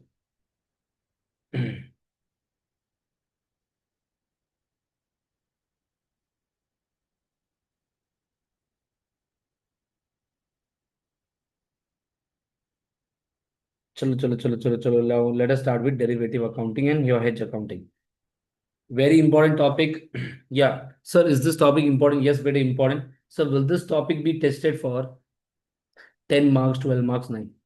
Hardly I say 4 to 5 marks, not more than that. So what is derivative? Can I say derivative is a contract which derives value from the underlying asset? So the underlying asset can be what? Underlying asset can be shares, index, currency, XYZ. Now, when will you say derivative is a financial instrument? To apply to follow financial instruments, first of all, derivative itself should be a financial instrument. To follow IFRS 9, first of all, this derivative should be a financial instrument. When we will say derivative is a financial instrument, if the value changes on the response of the change of the underlying asset, as the underlying value, as the share price will change, the futures or the option value will change. It requires no or very low investment. In case of options, we pay a less premium. Then it is settled at a future date. The settlement is done in future. So what are the examples of derivative? Forward, futures, etc. Now, this note is frequently tested in your exam. Three past papers are regarding this also. So, a contract to buy or sell a non-financial item like PP inventory is a derivative only whenever you have a contract to buy or sell a non-financial item like PP inventory, when this will be a derivative. कब होगा ये derivative? When it can be settled net in cash. It can be settled net in cash or using another financial asset, and the contract was not entered into for the purpose of receipt or delivery of item to meet the entity's operating requirement. Now, whenever I have a contract to buy a PP or inventory, this is not for my business purpose. This is only for gambling purpose, for betting purpose. Yes, sir. See, what does net settlement in cash means? Contract permits either party to do the settlement net in cash. Entity has the practice of settling similar contract net.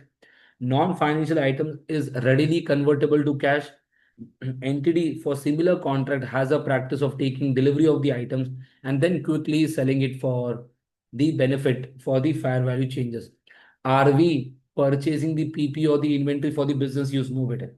If we are not purchasing this for the operating purpose, for the business purpose, it will be a derivative contract. So many times a question comes in your exam. Identify whether this is a derivative contract or not, or discuss the accounting treatment. If the company will purchase the non-financial item like PP, inventory, machine for the business purpose, in that case, it's not a derivative. Then we'll apply the respective standard. Yes, sir. Is this clear, everyone? What does derivative means?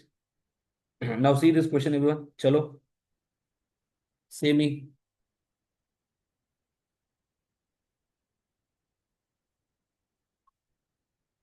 चलो चलो चलो चलो चलो.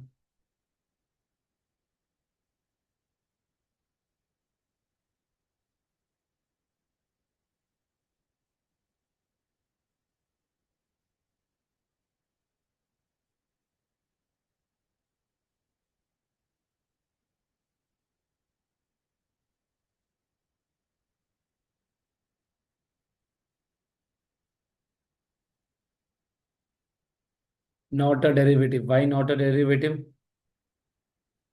Why not a derivative? They have mentioned in the question. They have not taken. I had never failed to take the delivery because it took delivery. Okay, clear to everyone?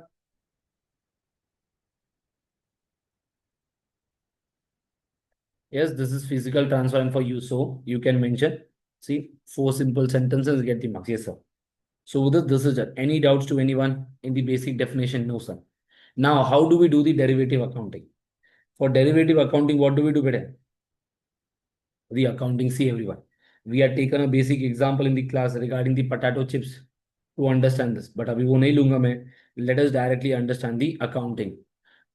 If you want, you can refer with the help of the notes. No issues in that. Now see, accounting. If it is potentially favorable, everyone, it will create what? If it's potentially favorable, it will create what? If it's potentially favorable, it will create what? A derivative financial asset. If it's a benefit for you, it creates a DFA, derivative financial asset. If it's unfavorable, it creates a derivative financial asset. Yes, sir. And we measure this at fair value through P&L. We measure derivative at fair value through P&L simply. Yes, sir. Now, on initial date, do we recognize any journal entry, everyone? On initial date, do we recognize any journal entry? No, bete, no, no, no, no. We are not paying anything ना. कुछ amount पे कर रहे हैं क्या अपन? नहीं. Sir, but if we are paying any premium, sir, then you record derivative financial asset, credit cash. But initial recognition will be zero. No recognition because no amount is paid. Sir, if we give a nominal amount, we give a basic amount, 10 rupees, 20 rupees, then recognize this as a derivative financial asset, simple. Then, sir, subsequent measurement, see the fair value changes. See what? See the fair value changes. Yes, sir. If the derivative contract is relating to raising of finance, then that fair value gain will go to P&L. If it is not relating to raising of finance, then it will be recorded in operating category. Then we will recognize in which category, everyone? We will recognize in operating category. We will recognize in operating category. Hanji, sir. Is this clear to everyone?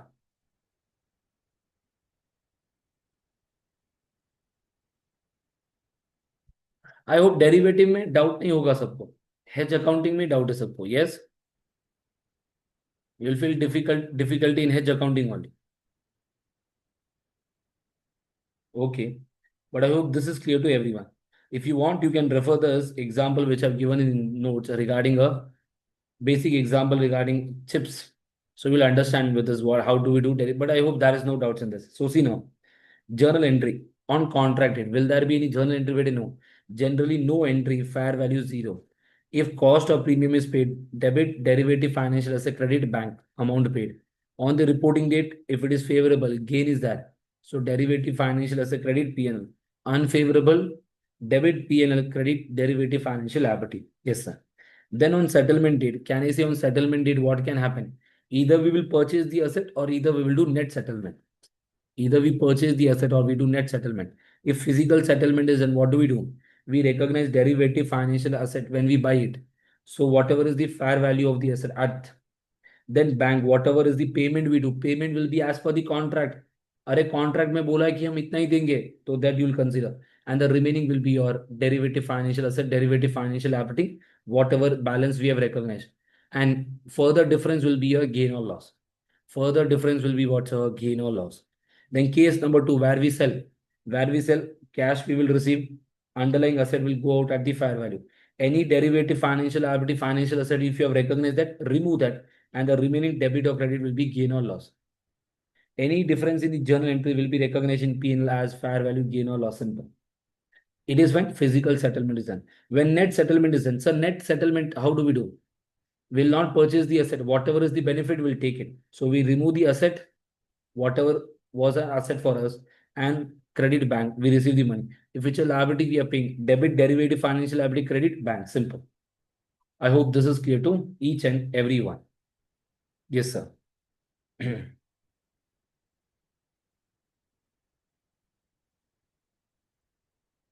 So see this example which I've taken here.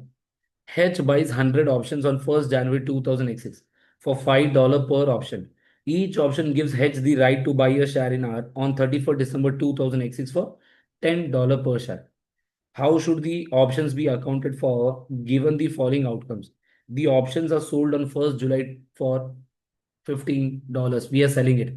So initial recognition, for initial, how much are we paying everyone to get this option? कितना premium दे रहे हैं? ₹5, $5. So recognize this as a derivative financial asset, credit cash 500. Now on what is happening in case one, we are selling this. I am selling this. When I sell, what will happen?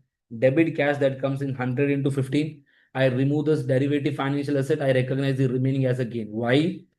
I am receiving 1,500. On the day one, remember, I had given 500 for this option. So my ultimate profit will be what? 1,000. So which category? Operating. Yes, it's simple. Then case two. In case two, what they're saying, on 31st December, the R share president and H lets the option lapse and access. Yes or no? You can purchase the shares at $10. In the market, the price is 8. Now, what will you do? Will you purchase from the market or will you exercise the option? Array, you will purchase from the market. You will say, sir, we will lapse the contract. Now, when you lapse, what will you do? Whatever derivative financial asset you have recognized, this will be recognized as an expense in P&L. Will be recognized as an expense in P&L. Hanji, sir. Then case 3. The options were exercised on 31st December when our share price is 25. The shares are classified as a held for trading. So we are purchasing the shares. Physical settlement, that means physical settlement. We are purchasing it. This was, yes, sir. Now, so derivative finance, we recognize investment in shares at fair value, 100 into 25, yes, sir. Then we remove the derivative financial asset of 500. What is the cash we are paying? 1,000 into 100 as per the contract. As per the contract, we have to pay 1,000 only, but yes, sir. Then the remaining difference will be in P&L as a gain or loss. It's a gain. This is the way how we do the accounting. All the three cases we have discussed in one single question. Clear? If net settlement is done, if physical settlement is done, what should we do? So with this, your derivative accounting is done. Your derivative accounting is done. Now coming to the most important topic, hedge accounting. When coming to the most important topic, hedge accounting. Now, a important disclosure. Listen, this hedge accounting is in detail, but is it important for us to know this in detail? What do you think, everyone? Yes or no? बताओ मुझे.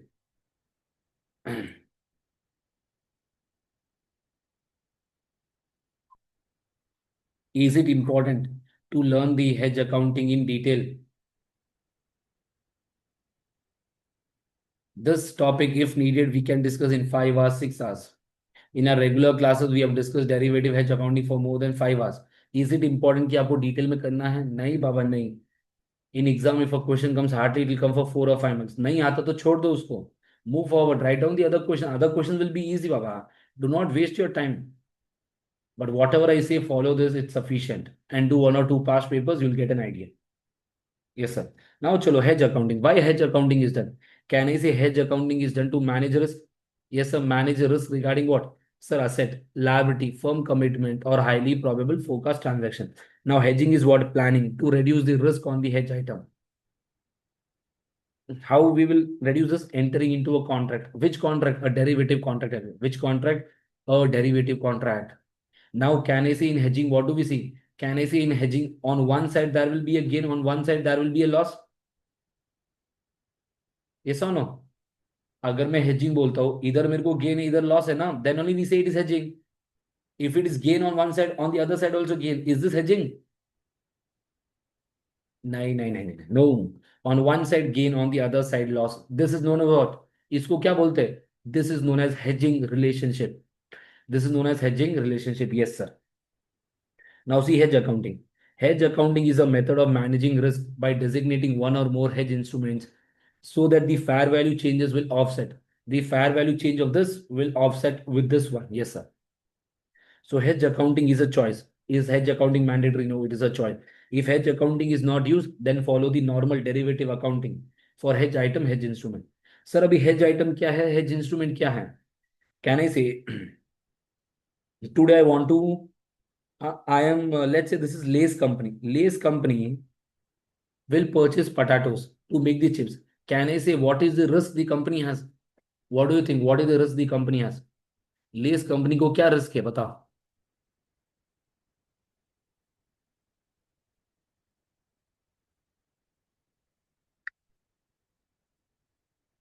ये say. What is the risk for Lay's company? अरे think it's your own business. Material का price बढ़ जाएगा, potato का price बढ़ जाएगा. Yes on everyone, the price of the potato will go up. So what will Lay's company do? Lay's company will try to enter into a derivative contract, let's say futures. Now ये जो what will I say? ये hedge item क्या है इधर? Can I say the hedge item is what everyone? Potato. ये जो derivative contract ये क्या हो जाएगा? Hedge instrument. So इसका fair value change in the market will offset with this. Yes sir. Will offset with this. I hope this is clear to everyone. What is hedge item and hedge instrument? Yes, sir. So hedge item can be what? Hedge item can be a asset or liability, any unrecognized firm commitment, highly probable forecast transaction, a net investment in foreign operations. I'll not discuss in detail as I mentioned. Hedge instrument. Hedge instrument means what? Hedge instrument is an instrument, a derivative contract, which is used to hedge the item. Simple. Yes, sir. It could be asset or liability, unrecognized firm commitment. I've given a commitment that I'll purchase the asset from you. So what could be the problem? The risk is that the price could come down. I have guaranteed that I'll pay you 10,000. In the market, the price could come down. Highly probable forecast transaction. Let's say after the exam, I want to go to UK on a trip. Now I know that I'll go to UK. I will spend money there. Can I say the exchange rate will differ? Highly probable forecast transaction. Yes, sir. Then what are the types of hedge? That is fair value hedge and cash flow hedge. Fair value hedge and cash flow hedge. So fair value hedge means what? When we will follow fair value hedge? We will follow fair value hedge when there is a recognized asset or a liability. The hedge hedge the change in the recognized asset or liability, or hedge an unrecognized firm commitment that could affect the profit or loss. Asset or liability which is recognized where we have a fear, so, sir, the price will go up or down, and unrecognized firm commitment, there is a risk that the value will go up, will follow fair value change. Fair value hedge, sir, cash flow hedge कब follow करेंगे? Will follow cash flow hedge when the cash flow changes that are in future regarding a recognized asset or liability. Let's say I have a receivable today. Can I say what is the risk? If the exchange rate will change, can I say I will receive a lesser amount or a higher amount? So that is the risk. Means I'll receive a lower amount. That is my risk. Or a highly probable forecast transaction. So if highly probable forecast transaction, we follow cash flow hedge. Recognize assets and liabilities where we have a risk of the fair value going up or down. We follow fair value hedge. Yes, sir. So with this is done. Now, let us see the conditions. This has also been tested once or twice as a direct theory question. What are the criteria for hedge accounting? Three criteria. One is what? Hedging relation should be there. Hedging relationship in what? One side gain, one side loss. At inception, there should be a formal designation and documentation. It should be documented. What is the risk? How are we protecting the risk? What can be the maximum loss? Each and everything. Then hedging relationship meets all effectiveness requirement. That means the movement should be opposite. One side gain, one side loss. The effect of credit risk should not dominate. Whenever the fair value of any asset will increase or decrease, can I say the increase or decrease could be due to credit risk everyone? Business अच्छा नहीं कर रहा है. That should not dominate here. That should not dominate. It should be due to general market factors. Yes, sir. And the hedge ratio should be maintained. If today I have, if I want to purchase 10,000 kgs of potato, can I say I have to do the hedge for 10,000 kgs of potato only? No. Can I do the hedge for 8,000 potato? If I do for 8,000 kgs of potato, will I be able to hedge my entire risk? No. In case of hedging, we can't eliminate the entire risk. We can only reduce it. Yes, sir. This was the basic. Now let us come to the accounting. Now let us come to the accounting. The first one is what? Accounting for fair value hedge. Accounting for fair value hedge. In accounting for fair value hedge, what do we do? In accounting for fair value hedge, just a simple point. Remember, the hedge item is there, hedge instrument is there. Consider the fair value change. For one, the value will go up. For the other, the value will come down. This difference you will recognize in which category? This difference you will recognize generally in P&L. Yes, sir. See now, at the reporting date, hedge instrument will be remeasured at fair value. Carrying amount of the hedge item will be adjusted for the change in the fair value since inception.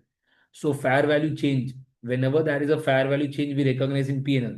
So then the fair value changes in hedge instrument also will go to P&L. See now, gain or loss on hedge instrument and the gain or loss on hedge item will be recorded in P&L in most cases. Gain or loss on both hedge instrument and hedge item are usually presented in the same line item of the profit and loss that relates to hedge item. In case if hedge item is an equity instrument where the fair value difference is recognized in OCI, the fair value difference on hedge instrument also be recognized in OCI.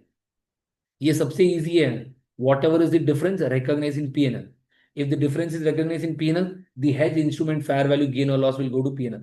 If the hedge item fair value difference is recognized in OCI, then the hedge instrument fair value loss or gain will be recognized in OCI. Other than this, nothing. Is this clear to everyone? Same.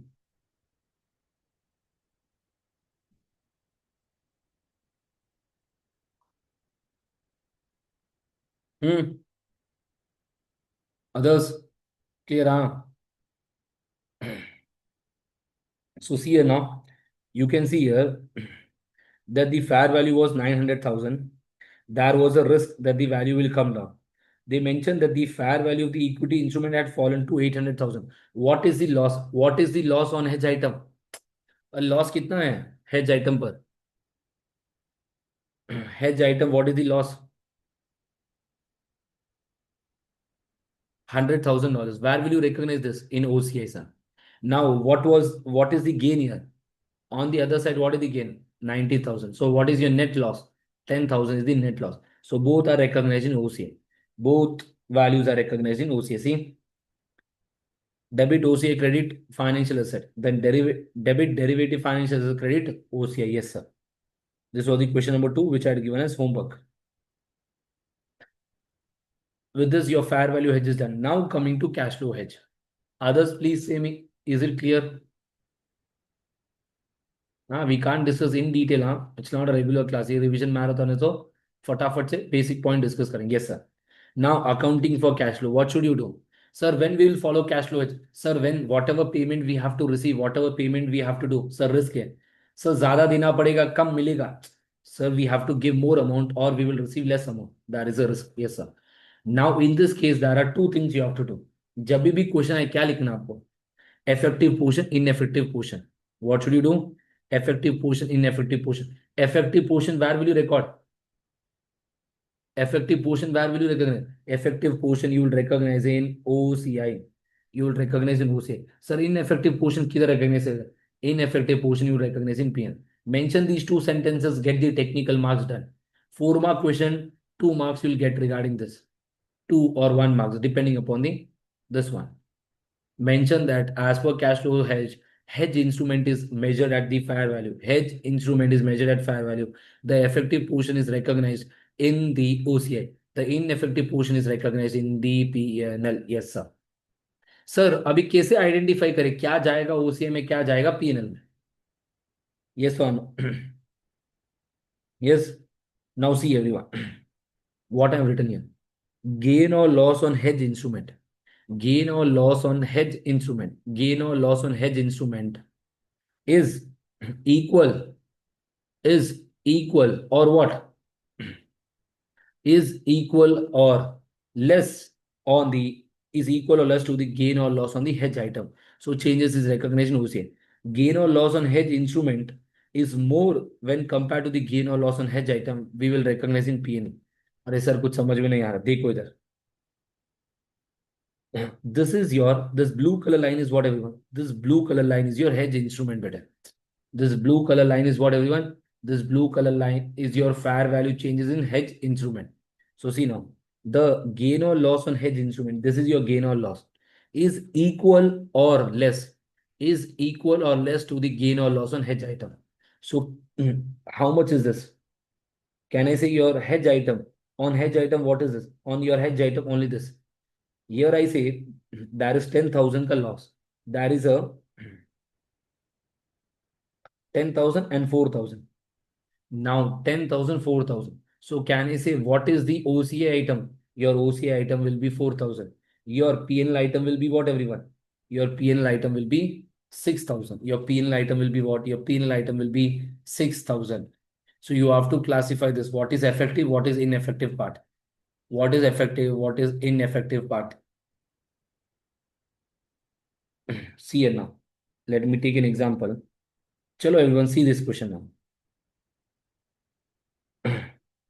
By the reporting date, the loss in respect of the future cash flow amounted to 9,100. The loss in respect of the future cash flow. What was the loss? 9,100. The fair value decrease. It was determined that the hedging relationship meets all effectiveness requirement. Explain with accounting treatment of the cash flow hedge if the fair value of the hedge instrument. So the fair value of the hedge instrument कितना change हो रहा है? 8,500. So your loss is 9,100. Your gain is 8,500. Now, what is the amount you will recognize in P&L? What is the amount you will recognize in OCI? Same everyone. Here only we consider what? Only we consider regarding the hedge instrument value, not hedge item.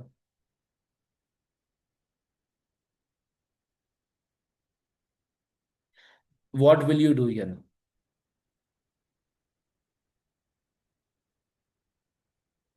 How much is the hedge item, everyone? Hedge item कितना है? 9,100. But what is the hedge instrument? This one. What is this one? Okay, chalo. Let me do the same way. Now, everyone, hedge item is what? 9,100 loss. Here it is 8,500 benefit. Can I say the entire amount will go to OCA only now? It is lower or not? The fair value difference on the hedge item is equal or less than the hedge item. अभी देखो ये hedge instrument है. Hedge instrument का कितना है? 8,500. But what is hedge item? Hedge item is here 9,100. So the entire thing we recognize in OCA. The entire thing we recognize in OCA. This is what effective part. This is what your effective part. Is this clear to everyone? Values will be given. आपको identify करना. The value will be given. You have to identify what is hedge item, what is hedge instrument. Here hedge item has a loss of 9,100. Hedge instrument has 8,500 gain. So effective क्या होगा? Effective is what? Effective is the fair value of the hedge item which is less or equal to what? Which is less or equal to the difference in the fair value change of the hedge item. So hedge item fair value is more. Here it is less. So the entire amount we recognize in this one. Yes, sir. But if I see the next case, everyone, case number 2. In case number 2, what will happen? What is the hedge instrument? Hedge instrument is 10,000. But hedge item kitna hai? 9,100. So what we will recognize in OCI and what we will recognize in PNL? We will recognize 9,100 in OCI and 1,900 we will recognize in PNL. Hanji sir. I hope this is clear to everyone. ऐसे graph बनाओ, easy बनेगा. It will be easy for you. If you know, if you remember this point, अगर ये points याद है आपको, then no such problem. Then no such problem. Yes, sir. I hope this is clear to everyone. Now, sir, what should we do regarding this OCI item? Sir, whatever we have recognized this in OCI, can we reclassify to P&L? Let us see now. See now, if a hedge forecast results in a non-financial asset or non-financial liability, whatever fair value we have recognized, if the hedge forecast relates to non-financial asset, like we are purchasing any PP, any inventory, yes, I say yes. Then remove the cash flow hedge reserve and adjust it against the carrying amount of the asset or liability. This hedging is relating to a non-financial asset. It is relating to a non-financial asset. Then what should we do? We have to adjust to the carrying amount. If it is not, then what should we do? Reclassify to the P&L in the same period when the expected cash flows will affect the profit or loss. OCI, sir, can we transfer to P&L? Yes, when it does not relate to non-financial asset or liability. If it relates to non-financial assets or liabilities, adjust to the carrying amount. Simple. Done with your hedge accounting. This is only about your hedge accounting. Other than this, nothing is there. Clear to everyone? Yes. So if required, we have done a question. You can refer this for your understanding purpose. And these are the list of the past papers. These are the list of past paper regarding derivative. And these are the, see, latest past paper. Do this. You will have an idea. This is a theory question. This is also a cash flow hedge. Do this question. A very good question.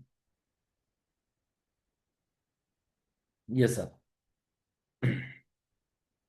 So with this, what we have done, we have completed your financial instruments.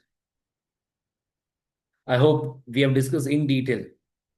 So now what we will do, we will take a break, come back and start with IFRS to share-based payment and taxation. Now the time is 11:55. Everyone be back by 12:10. Any doubts, you can ask me during the break. Chalo, everyone come back. So this is the list of the past papers, as I mentioned. You can see. Yes, sir.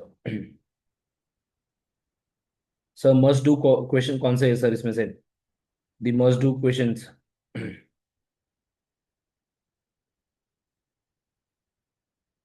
this one this one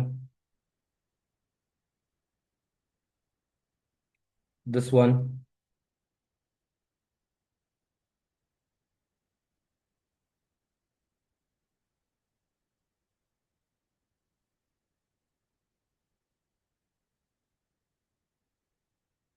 I mentioned one question is that white big a question regarding accounting mismatch. So you can refer, you can do this. Yes, sir. So now, chalo, let us start with IFRS 2 share-based payment. I hope the standard is easy. इसमें किसी को doubt नहीं होगा इतना. Yes or no? Small and a simple standard. बताओ मुझे किसी को इशू है कि इसमें no ना so do not be surprised to see a question in March exam. Yes. So IFRS 2 share-based payment, there are four types of questions that are usually tested in the exam. The first one is equity settled, cash settled, share-based payment, cash settled share-based payment with cash alternative, and share-based payment to other parties. If you see, there are four past papers regarding this topic in the last, and your recent past paper also has a question regarding this. IAS 38 and IFRS 2. Yes, sir.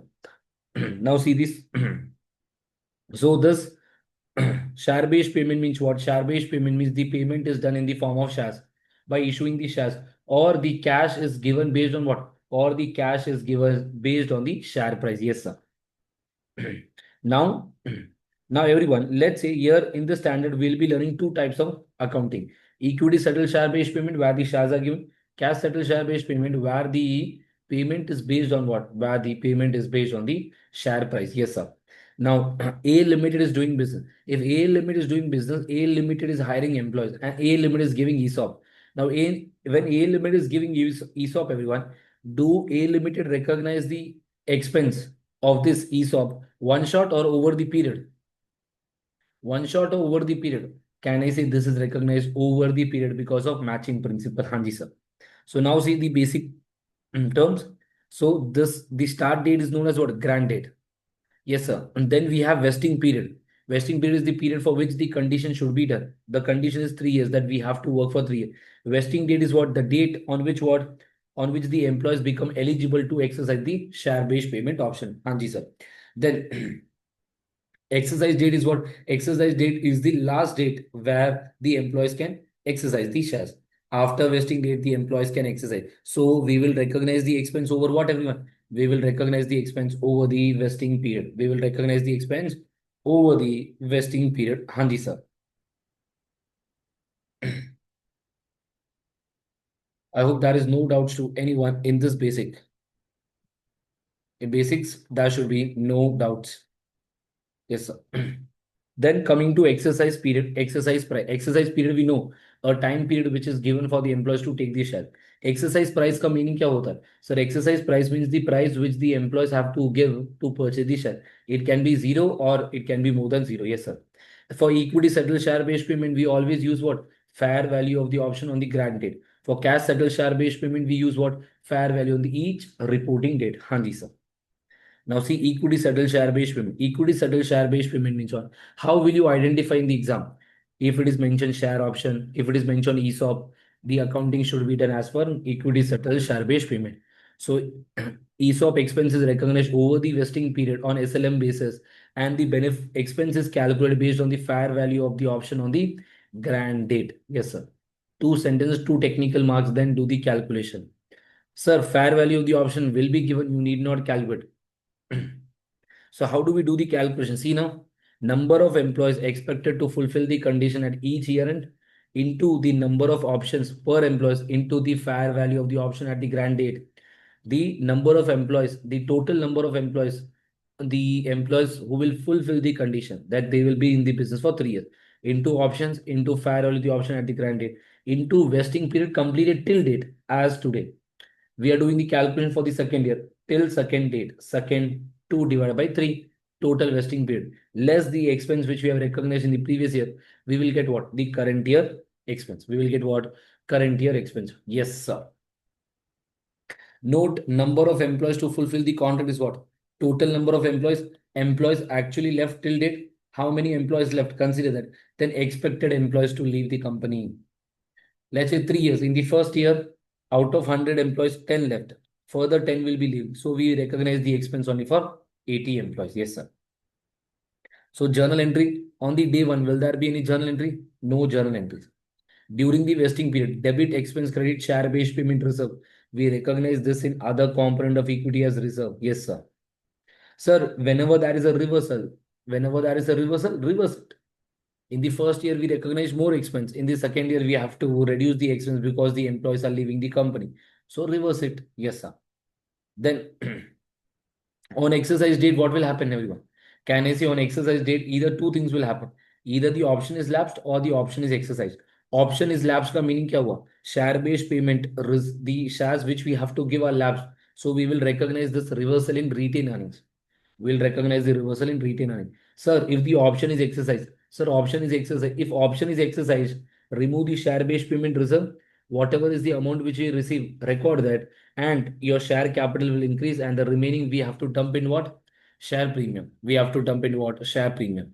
Yes, sir.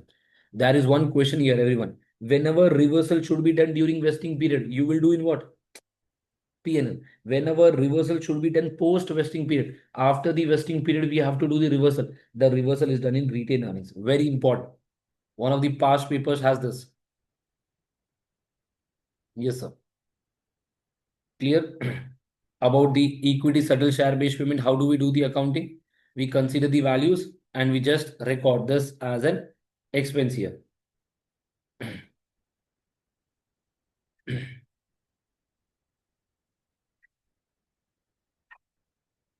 Yes, sir. So chalo then, let us take an example only so that it will be clear. Now, we have done multiple questions in our class.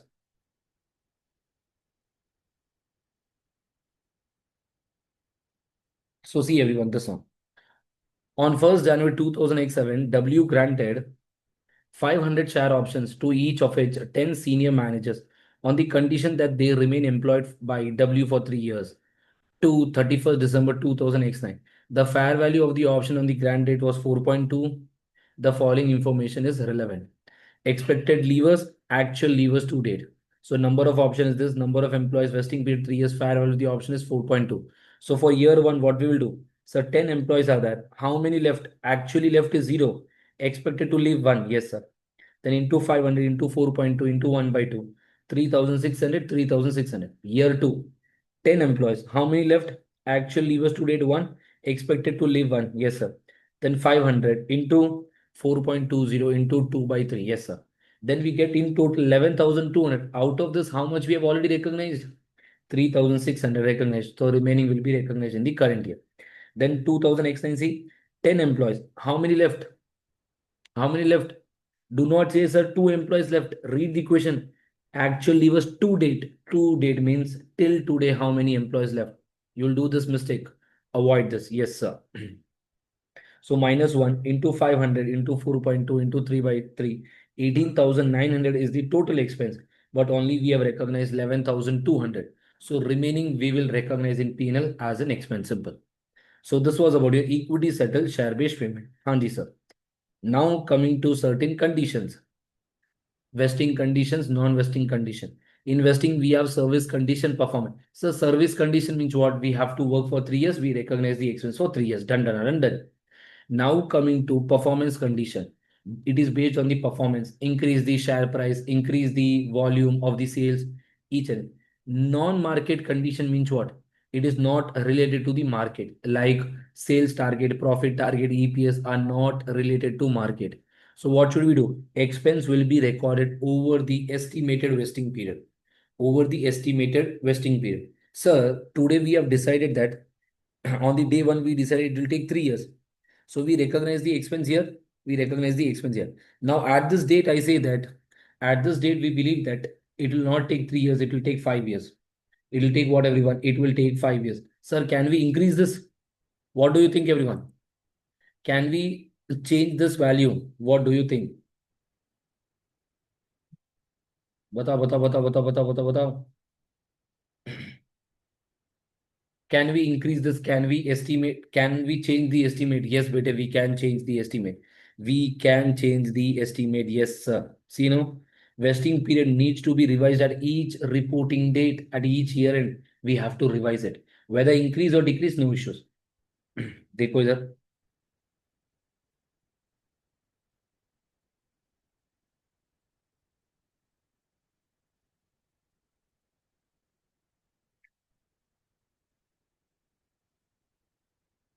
So what do we do in non-market condition? In non-market condition, we consider the changes simple. But in market condition, so market condition means increase in the share price. Can I say today on the day one we say that the share price, it will take 4 years to reach the share price to $10. So we recognize the expense 1 by 4, 2 by 4, 3 by 4. At this date we take, it will take 6 years in total. Now, can you increase this? Can you change the vesting period? What do you think, everyone? Bata. Yes or no? Can you change this vesting period in case of market condition?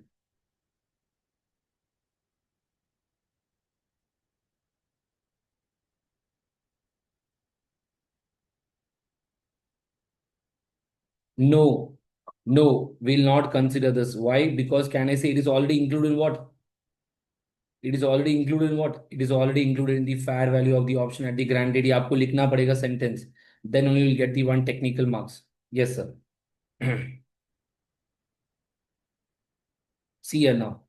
Market-based condition. Market-based conditions have already been factored into the fair value of the equity instrument at the granted, that is fair value of the option. Therefore, an expense is recognized irrespective of whether the conditions are satisfied. Which conditions? Market condition. Yes, sir. Irrespective of the whether the conditions are satisfied or not. Yes, sir. So this part is done. Your equity settled share-based payment is done. Others, any doubts to anyone? बताओ. Clear? Very important, the standard. September exam question was that, December no question. So in the prediction video also I mentioned, do not be surprised to see a question regarding IFRS 2. In equity settled share based payment, can I say बेटी equity shares are issued? कुछ cash मिल रहा है क्या? Yes, we will get the exercise price that you will mention in the cash flow. Financing category. Yes, sir. Now coming to cash settled share-based payment. And frequently the examiner will ask what cash settled share-based payment, because here a new point is that. What is the new point, sir? Let us understand. See now. Cash is given based on the share price. That is stock appreciation right. Either cash settled share-based payment will be mentioned or SAR will be mentioned. Then consider it. Cash is based on the share price. Whatever is the share price in future, we will give that. Or today the share price is $10. Whatever is the increase in the share price, that amount we will give you. Either this or either this.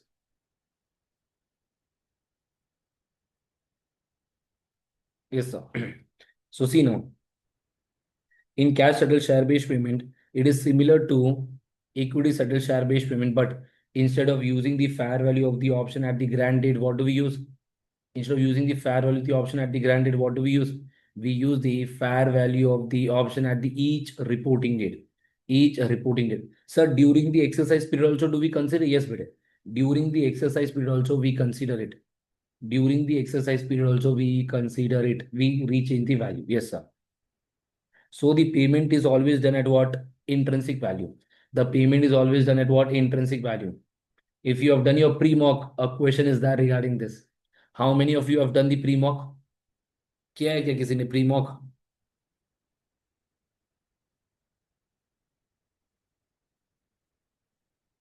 Hmm.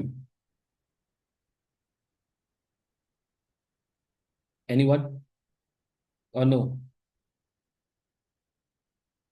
Pre-mock question is there regarding share-based payment and your IAS 12 deferred tax linked together. A very good 25 mark question. पूरा उस the entire thing is regarding share-based payment, IAS 12. Very good question. Yes, sir. So here intrinsic value is what? Market price minus the exercise price on that date. Market price minus exercise price. Yes, sir. So see the calculation. Calculation is same. Number of employees expected to fulfill the condition into the number of options per employees into the fair value of the option at balance sheet date. At each balance sheet date, what is the value? Into vesting period completed till today divided by the total. And whatever is the expense we have recognized in penal, we less it so that we get the current year expense. So debit expense credit what? Liability होगा इधर बेटे. Instead of equity reserve we say liability here. We say what? Liability. हाँ जी sir. So see journal entry on day one, no journal entry. Then during the period we either increase or we either decrease. So debit P&L expense credit liability. Debit liability credit P&L as an expense. During the exercise period, what do we do? During the exercise period, what do we do? Debit P&L, credit liability. During the exercise period, also the value will be changed. During the exercise period, also, I hope you remember, value will change or not, everyone? Vesting period में करोगे but exercise period में भी change करना आपको. Yes, sir. And the payment is done on the intrinsic value. That is market price minus exercise price. Yes, sir. This is about your cash settled share based payment. Ji sir. Chalo, let us do a question so that you'll understand. Now see this question, everyone. Question number 3. On 1st January 2006, P granted 60 share options, share appreciation right to each of its 200 employees on the condition that the employees work for P until 31st December 2007. During 2006, 12 employees leave and P estimates further 15 will leave. During 2007, a further 14 leaves. On 31st December 2007, 61 employees exercise their share.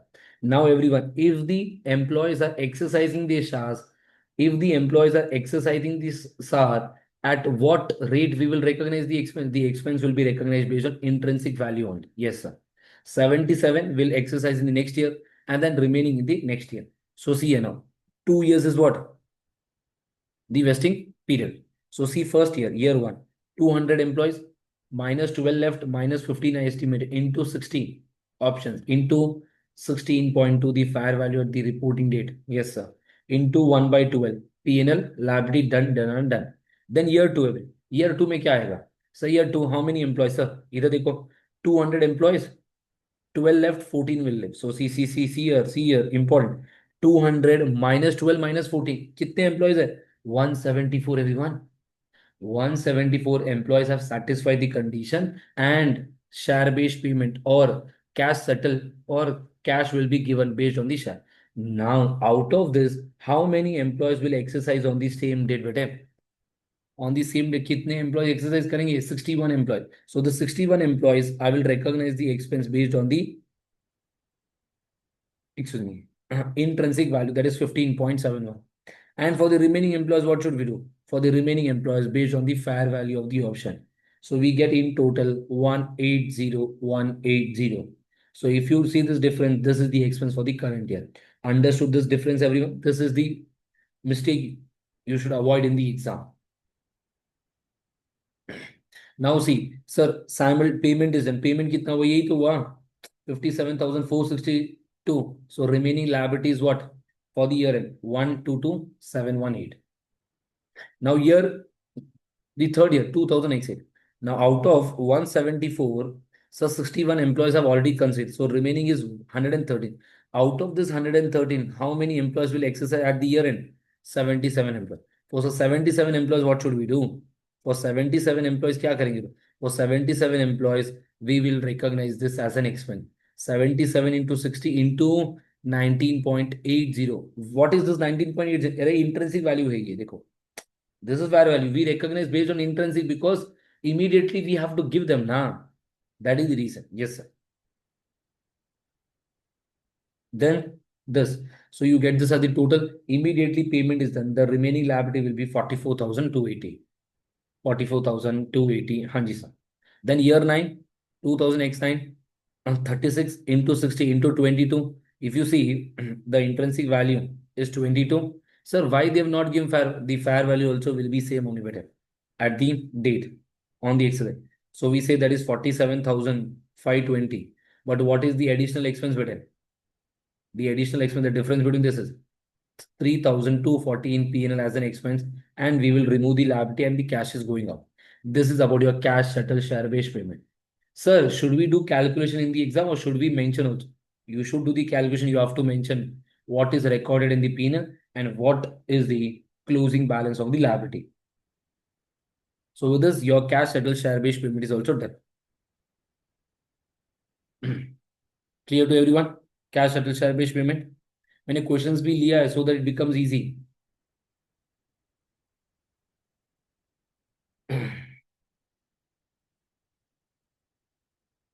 Sir, how should we frame the answer in the exam, sir?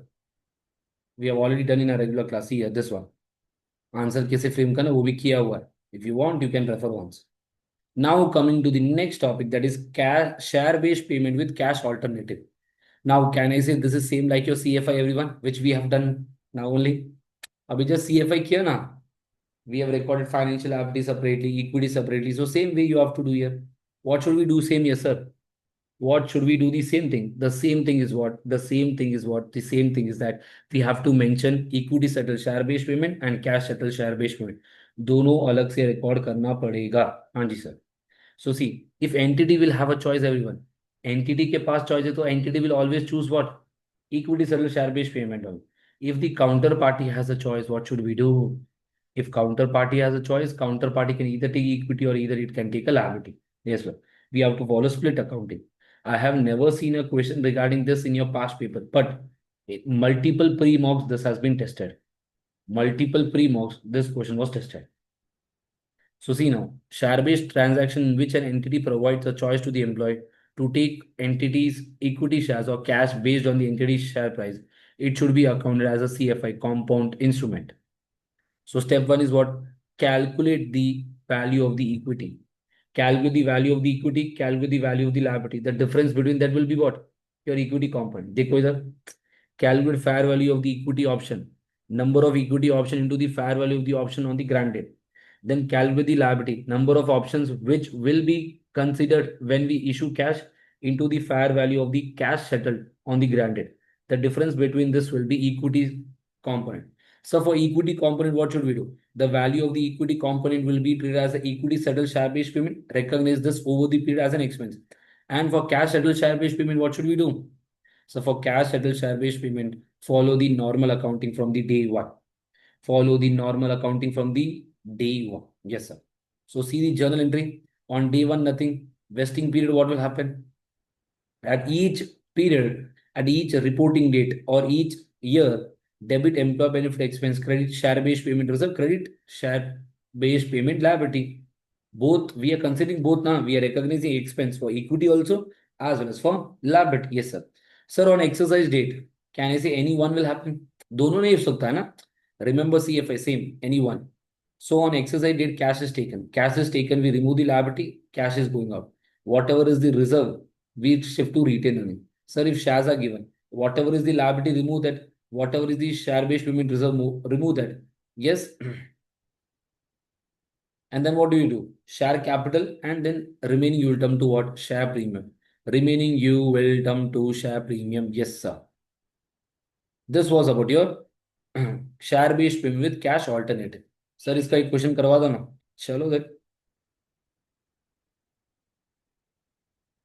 See now, counterparty has a choice. On 1st January 2000X4, an entity grants a right to 20 employees. If it's still employed on 31st December 2000X6, the entity can elect to receive either 800 options, okay, that is shares, or cash to the value on the date of 700 shares. The fair value of the option is $19 at the granted. The reporting date is this one, and the share price is this one. Yes, sir. Now see everyone, what is the fair value of the equity? Equity will be 800 into on the granted the value 19. Then 700 shares for liability into the share price 21 on the day. So equity will be how much? 500. The equity will be 500. Now this equity belongs to how many employees? This equity belongs to how many employees? 20 employees. Everyone, once you do the accounting here, see now for the year one, year 500 into 20 into 1 by 3. Do we again write down here $19? Avoid this silly mistake. Already the value of this $19 is included in this 500 बेटे. You need not disclose it separately. आपको नहीं करना पड़ेगा, जरूरत है ही नहीं वो. So recognize this as the expense, and for liability follow the normal 700 into 20 employees into what is the share price. Share price कितना है at the reporting date? 27. Yes sir. So 27, consider it. Then next year 500 into 18 employees are expected. See, 18 employees and the price is 33 for liability. This is the way you have to do the normal accounting. But do not do this mistake for equity. Do not again mention $19 and do it. It will be wrong. This is about your share-based payment with cash alternative. Yes, sir. Then coming to the last question, a last topic, that is share-based payment to other parties. Other parties means what? Other than employees. Let's say I'm purchasing a machine from you. मैंने आपसे machine purchase किया, I'm giving shares to you. When I'm purchasing the machine, I will give you shares. How should we do the accounting? When the entity do share-based payment for the purchase of any assets or goods or service, recognize the assets or the goods or service using direct method. Direct method means what? The fair value of the goods or service received. Remember yesterday we had done IFRS 15 non-cash consideration.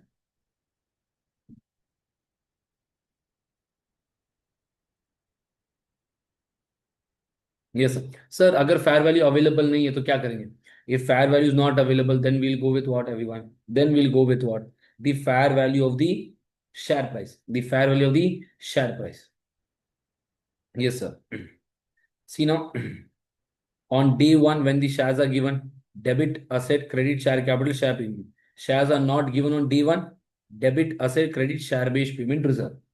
On the day one only the shares are given, then no such problem. If shares are not given, then what should we do? Share based payment reserve. Hanji sir. So this is a question which we are done in our class. These are the past papers, beta. Chalo dekh lo. And one of the latest past paper is also there regarding this.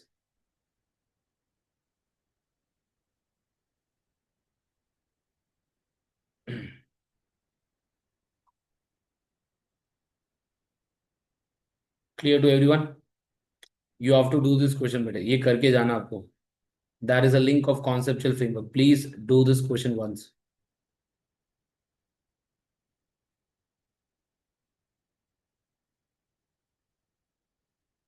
So with this, your share-based payment is also done. Can I say this standard is very small now? This you have not covered in your FR बेटे. ये पहली बार कर रहे हो आप SBR में. Any doubts to anyone in share-based payment? No, clear. Others?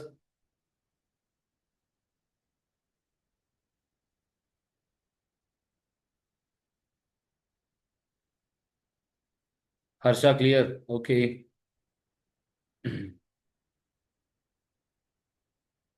I hope you're able to recall each and every point, huh?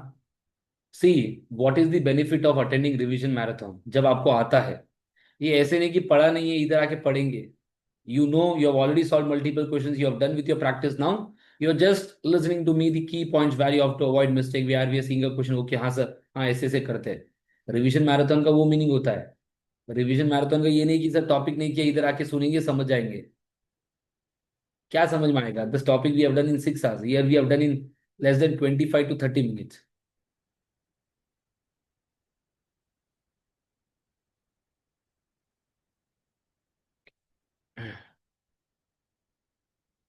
No, no, cash alternative is the account. The accounting is totally different now, bete.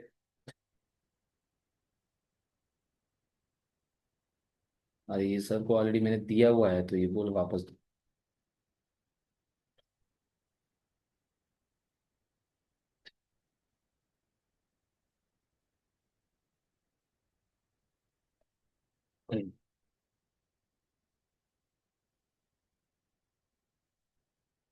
Manish sir.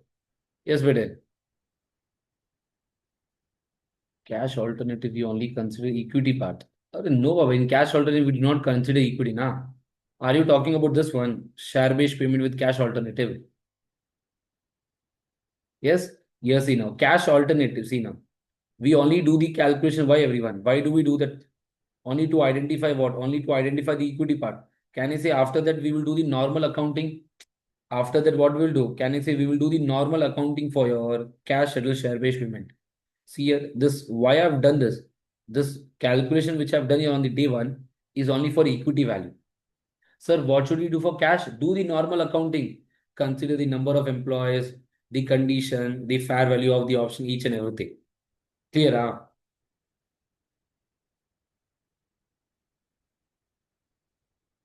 Okay. So this your share-based payment is done. Hanji sir. Now the last standard. कौन सा है last standard?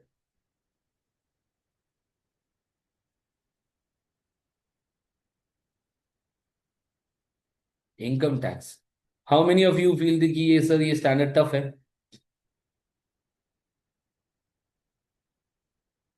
Is this tough or easy?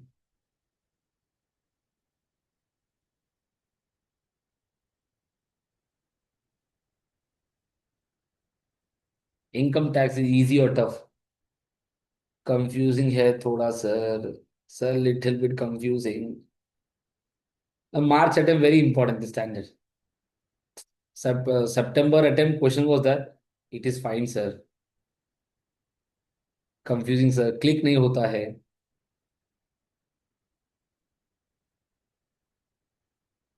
भाई I hope आपने lectures बराबर से दिखे attend किए हो. अपन ये टॉपिक 2 दिन किए 2 दिन. अनयूज टैक्स लॉसेस वाला तो इजी है ना.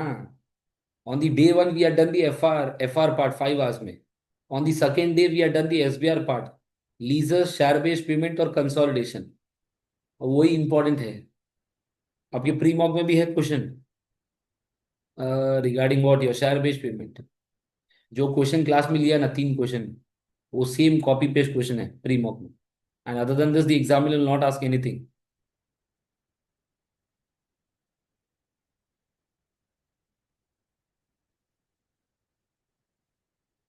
Others, can you say me, have you done this topic IFRS 16 and income tax, IFRS 2 and income tax, business combination and income tax? चलो बताओ. Share based payment and income tax link and the other things. Sir kit में तो majorly unused. हाँ मैंने बोला 8 question है unused tax losses के. अभी ये मत सोचना कि सर हमको भी वही आएगा. ये आपका नसीब है. September exam, a question was regarding IAS 12 and IAS 38 together, development expenditure.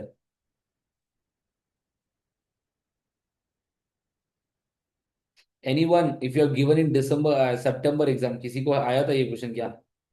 If किसी को है, if you have given by chance, no, ना. Okay. IAS 12 and IAS 38 was tested for 10 marks.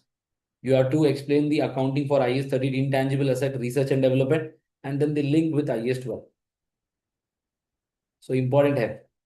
In your previous you September December 2025 paper, if you see, there is a link with IFRS 15 revenue, and we have done in our regular classes. I hope others you have done these questions. Now, chalo, let's start with IAS 12 income tax. First, understanding we are done in a class, then current tax, deferred tax. हाँ yes contract asset वाला yes बेटे contract liability आया था उसमें याद है. Then deferred tax, tax base, balance sheet approach, tax rate, types of difference, recognition. Then PP, this is the case 1, case 2, case 3, case 4, case 5, case 6, case 7. 7 cases we have done. And then offsetting के 2 questions थे मैंने बोला. Can we do offsetting? No, 1 question. Can we do? Yes sir, offsetting can be done, simple. Now let us understand. Now I'll not go in detail of taxation. I hope everyone knows that there is something known as accounting books. There is something known as tax books. Accounting books, it is done on accrual basis. Tax books, everything is done on cash basis. Hanji sir. Now if it is on accrual basis, today you can claim the depreciation, but tax authority is saying you can claim depreciation of 500. अभी देखो इधर इधर 200 claim कर रहे इधर 500 कर रहे हो claim आप. Can I say your tax which you're paying is 90 here you're paying 190? If you see that. So can I say what is happening? Today you are claiming more. If you are claiming expense today more, can I say you will pay more tax in future? Today you are paying less. Today you are happy. In future you will pay more. Today you are happy. In future you will be sad. Today you are sad. Future you will be happy. Remember, yes sir. I'll not get into. The 2 important principles are what? The important principle for deferred tax is what? Matching principle. Sir, why will deferred tax come? Can I say deferred tax arises due to what reason, everyone? Temporary difference. Let's say you recorded an interest income today. Debit credit. P&L you have recorded interest income better. Interest income. But you have recorded this as a receivable. Now, when you have recorded this receivable, can I say in the accounting books you will recognize this as an income? Now, will the tax authority charge this? Will the tax authority collect tax on this? No tax authority will say क्या जब future में आपको पैसा मिलेगा ना जब tax करेंगे हम in future once you receive this we will tax you once you receive we will tax you. हाँ जी sir. This is known as what temporary difference. Today you have recognised this as an income. In PNL you have recognised 1000 as an income. Relating to this 1000 there is a deferred tax liability in future. Pay करना है future में. So recognise the DTL. Yes sir. This is the concept. Now this is done. Then, so income tax will include 2 things, everyone.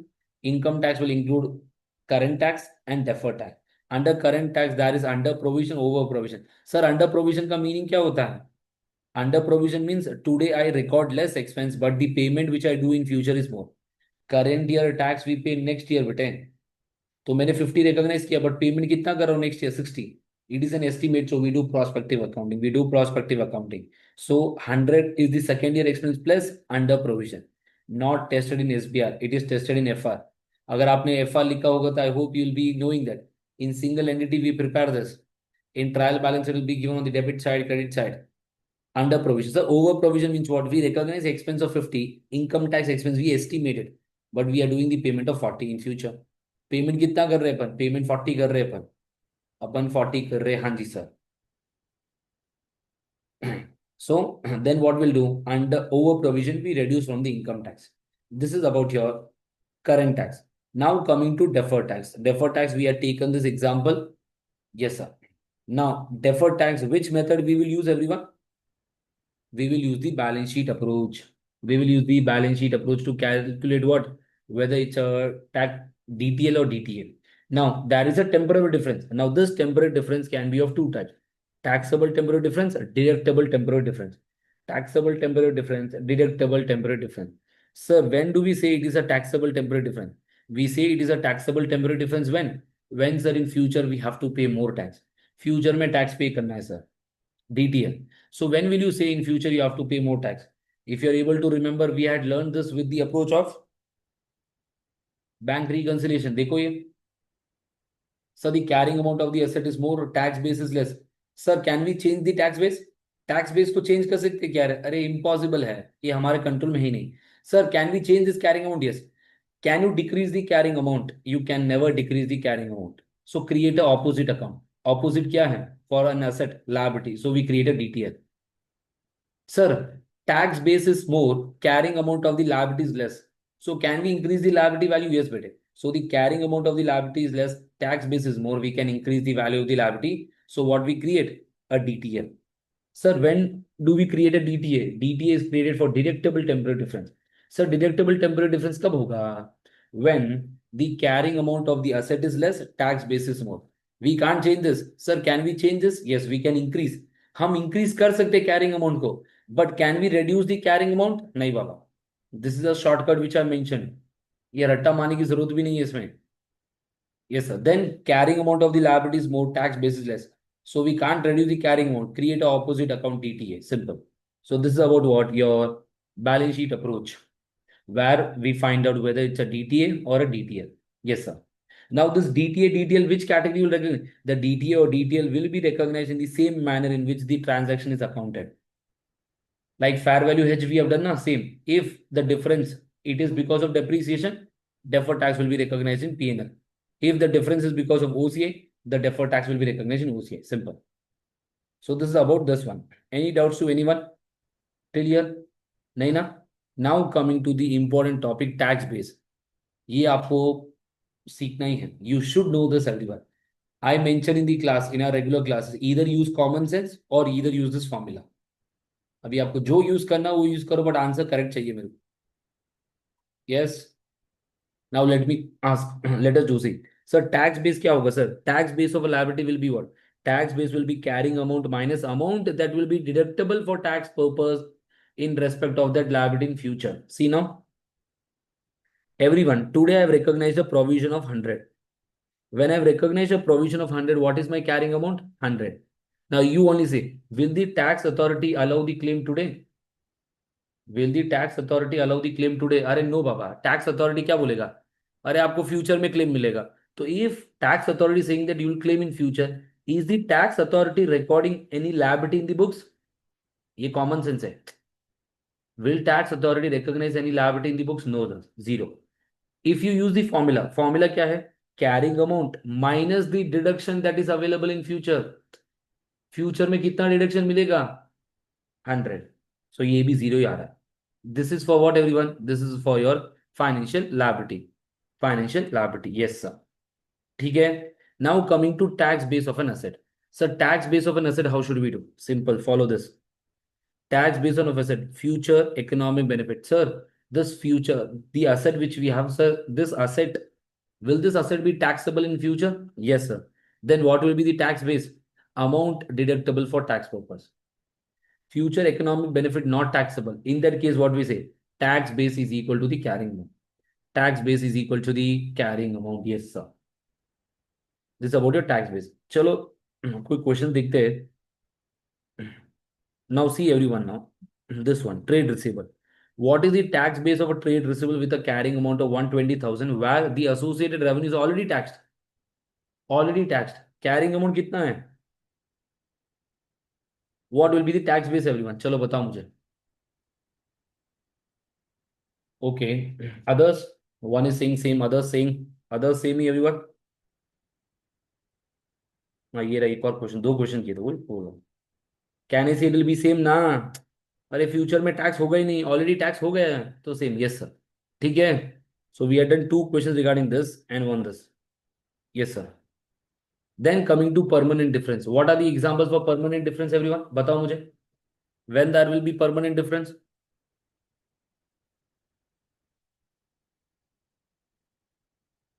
Government grant, penalties, fines, no reversal in future. Government is giving you a grant, you recognize grant income, but government ने grant दिया, will government tax on that? अरे नहीं. No, no, no. Yes, a permanent difference there. Now चलो everyone, case number one. Case number one is what? Inventory. अभी सुनना, each and every case I'm doing. Inventory, everyone, inventory we recognize at what value? Lower of cost or NRV. So I say your cost is 5,000, NRV कितना है? 4,500. 4,500. So in balance sheet, what is the value? 4,500. Now you only say, will the tax authority believe in the concept of NRV? उनको समझ में आता है क्या NRV क्या होता है? अरे नहीं, they say one thing that when you sell you can claim this, so the inventory value will be what 5000, so this creates what a DTA और डीटीएल, डीटीए और DTL, carrying amount of the asset is less, tax base is more, DTA or DTL, DTA, yes, yes, others, Manit, Sanjana, DTA होगा ना create, yes sir. Then case two research and development, research and development में क्या होगा देखो, today research and development, what do we do? I have taken 4000 in P&L, 6000 I have capitalized. Will the tax authority believe in the concept of research and development? नहीं, उनको कुछ समझ में नहीं आता, they say directly P&L dump it, so you claim an expense. Is there any tax base in the books? No, zero. So what we recognize for the 6000 asset which we have recognized? A DTL. This only was tested, this case only was tested in September exam. Case scenario was there entire, but logic यही था. Yes, sir. Case 2 done. Then case 3 regarding PP everyone. This also has been tested once or twice only because this is frequently tested in EPA. So now see everyone, I say the cost is 10,000, useful life is 10 years, tax rate is 30%, tax authority claims the depreciation based on 5 years and revaluation model. So what is the carrying amount in the books? Can I say carrying amount will be 9,000 everyone before revaluation? Now the company has revalued this, it became 12,000. So what is the value we recognize in OCA? 3,000, sir. Now we recognize this amount in 3,000 as a gain in OCA. Now what is the tax base? Tax base कितना होगा? 5 years, that is 8,000. 10,000 minus 10,000 divided by 5. 8,000 is what? The tax base. Now, what is this difference? What will you create? A DTL or DTA? Bata. DTA or DTL? DTL. Now, will you recognize the entire DTL in PNL or in OCI? But this 4,000 is because of two reasons. Depreciation is of 1,000 and revaluation is of 3,000. This 3,000 where do we recognize? ये जो 3,000 related है ये किधर recognize होगा? The 3,000 relating to this we will recognize in OCI. This 300 we recognize in PNL. See now, DTL of 1,200, OCI 900, PNL 300. Is the case 3 clear to everyone? Yes sir. We had done a past paper also regarding this. ये देखो ये था आपका past paper अपने जो किया था. Then coming to case number 4. Case number 4 was regarding what everyone? Financial assets sir. अरे फाइनेंशियल एसेट में क्या होता है बताओ मुझे. In financial asset, just now we have done fair value through OCA, fair value through P&L. So fair value through P&L, gain or loss is recognition P&L. Fair value through OCA, gain or loss is recognition OCA. Will the tax authority believe in the concept of fair value? उनको नहीं समझ में आता है. They don't know what is fair value. So now see, I say that your carrying amount is this, your fair value is this 1,200. So what this 200? This 200 either we recognize in P&L or we recognize in OCA depending upon the method. Whether fair value through OCA, fair value through P&L. Anji sir, this is your carrying amount. Your tax base will be what 1,000 only bit. So then the deferred tax relating to that also where we will recognize either P&L or either OCI. This is about your fair value through OCI or fair value through P&L for financial asset, and this has a link with what? Deferred tax. Case number 4. Case number 4 should be clear. This is tested in consolidation but frequently. ये consolidation में आता है. Will come from consolidation point of view also. Yes sir. ये हो गया. Then we had framed an answer. Then coming to case number 5. Can I see ये कितनी बार आ चुका एग्जाम में? If you refer your past paper, कितनी बार आ चुका? There are 8 questions regarding this. 8 questions. Yes sir. See now, unused tax losses means what everyone? Let's say in 2006 I have profit. Now if I have profit, I'll pay tax to the government. If I have loss, will the government pay me? Will the government pay me? What do you think everyone? Government बुलाएगा कि आपको आओ इधर हम आपको पैसा देते हैं, रिफंड देते हैं? अरे नो बाबा नहीं. What the government will say? Government will say, okay, this is unfair for you. We will provide a scheme for you. That scheme is what? That this loss which is there, you can deduct from the future profit and you can reduce your tax. That is 1,000, we reduce 3,000, 1,000. Now, what is the amount? So can I say in future, I am reducing my tax. So what will I create? Future में कम tax pay करना पड़ेगा. I have a saving DTA. So when will we recognize DTA? When two condition. Mention this, get the technical marks first. When future taxable profits are there, अरे future में profit होना चाहिए ना, and the carry forward should be allowed. In India, the carry forward is for 8 years. In UK, if you have done UK taxation, I think 3 years and one for previous year. So carry forward should be allowed. In future, what will be the taxable profit? Sir, future में taxable profit होगा ही नहीं sir. Can we create a DTA? No, no, no. Sir, can there be future tax planning? अरे कभी कभी tax planning करके tax कम करते हैं कि नहीं अपन? Can I say even though future taxable profits are not there, but can I say future tax planning can be there or not?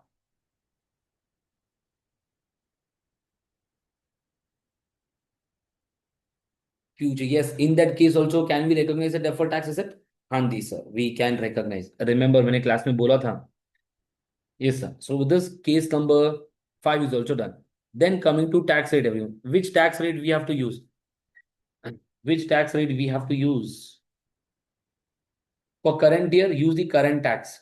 Simple. So for future years, which tax rate we will use? Can I say for future, that is your deferred tax. For deferred tax, we will use the tax rate which has been announced for the future years. Current year, current tax rate. Deferred tax we are creating for future purpose. Do you know the income tax or the tax rate after 3 years? आपको मालूम है क्या? अरे नहीं. Can I say the next year tax rate will be announced? So use that. That is what substantially enacted by by the government or by the parliament which has been passed. Yes, sir. And the DTA detail should be expected created using the tax rate inconsistent with the expected manner of the recovery or settlement, like capital gain tax, corporation tax, property tax. There are multiple tax. Use that tax rate. Yes, sir. Do we follow discounting here, everyone? In IAS 12, do we do discounting?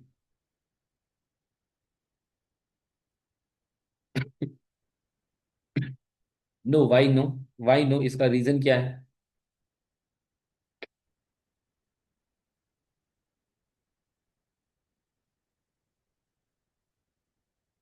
Sir first of all ये confusing है sir. ये standard ही इतना confusing है. If you introduce discounting means बाद में सब सिर के ऊपर जाएगा. We record in today's term but can I say defer tax? वो तो फ्यूचर का होता है ना.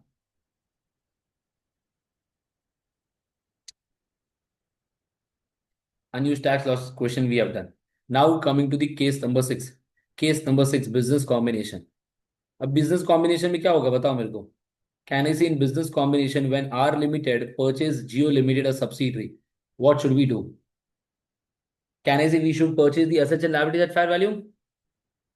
We should purchase the assets and liabilities at fair value. So when I purchase the assets and liabilities, it will be at fair value. So that fair value will be my carrying amount. That fair value will be my carrying amount. What will be the tax base? Tax base will be the carrying amount. Tax base will be the carrying amount of the subsidiary. See now, subsidiary will have carrying amount. But when we do consolidation, we consider fair value. This fair value will become carrying amount. This will become tax base. याद आ रहा है कि नहीं? So if the fair value is increasing, it will create a DTL. If a DTL is there, everyone, if a DTL is there, what will happen to goodwill? Goodwill को क्या होगा? What will happen to goodwill, everyone? If there is a deferred tax liability, what will happen to goodwill?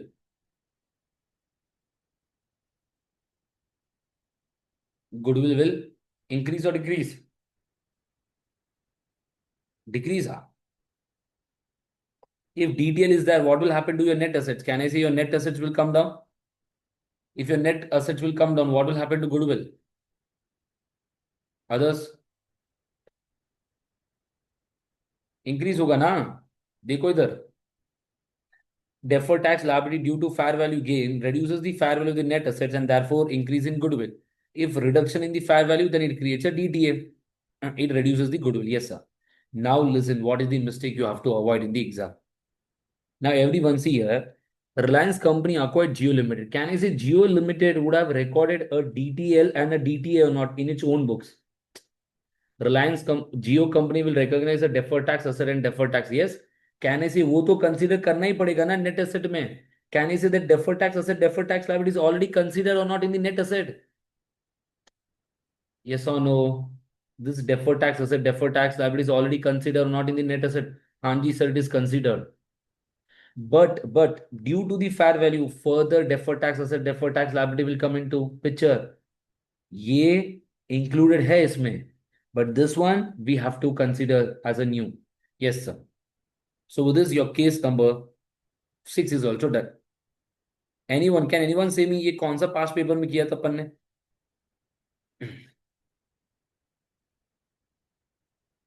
In one of the past paper, this is there. Anyone? Hmm.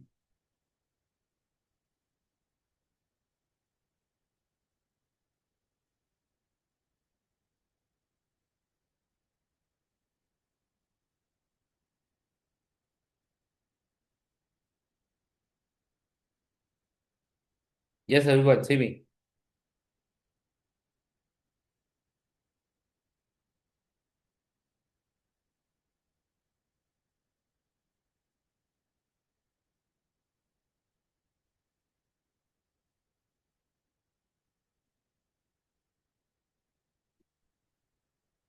Sir याद नहीं है sir.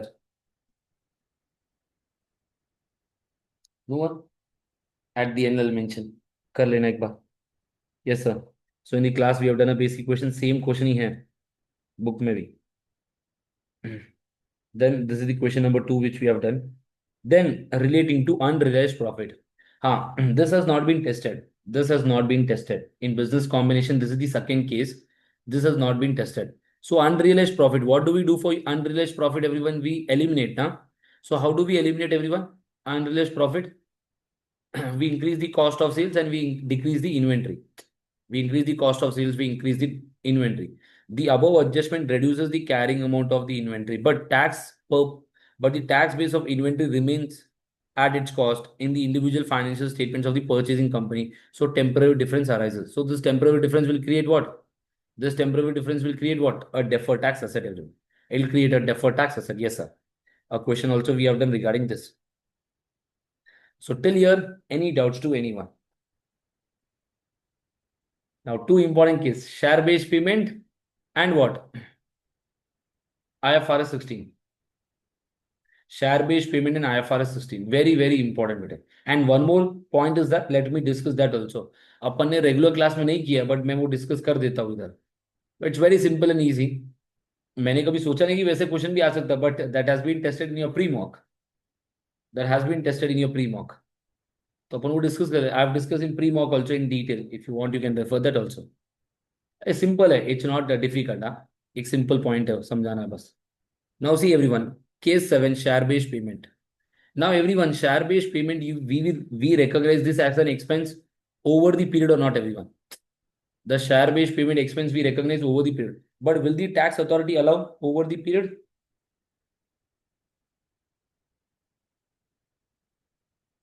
No, no, no, no, no, no. What will tax authority say? Tax authority will say that you can claim the expense in future, only when paid. So now see everyone.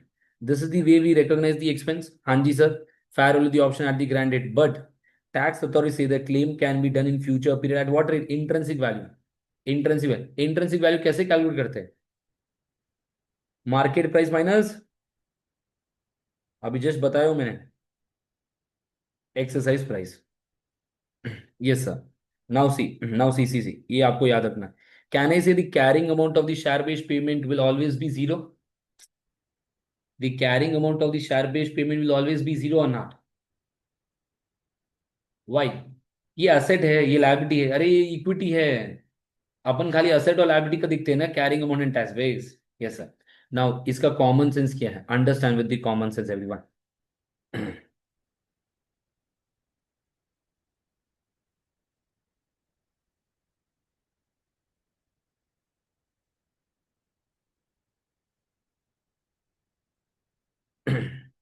See everyone, what does common sense is? Now everyone, can I say for ESOP, we recognize the expense over the period? Yes or no? ESOP we recognize the expense over the period. हाँ जी sir. We recognize the expense over the period. Tuck, tuck, tuck, tuck. Now, relating to this expense, now in future you can claim this. If you can claim in future, will it create a deferred tax asset or deferred tax liability? बताओ मुझे. In future you can claim this. Will it create a deferred tax asset, deferred tax liability? अरे deferred tax asset, yes or no, everyone? Future में you can claim the expense. You will reduce your profit. If you reduce your profit, less tax. So it is a DTA. Now, everyone, listen, listen, listen, listen. Now, this is the expense you have recognized in P&L bit. 1,000. Let me take equal numbers, everyone. 10,000. अभी ये assumption है, हाँ, that every year we have recognized the expenses 10,000 as per IAS and IFRS. Now, tax authority is saying what? Tax authority क्या बोल रहा है? Tax authority is saying that you can claim the expense in future. On what basis? Intrinsic value.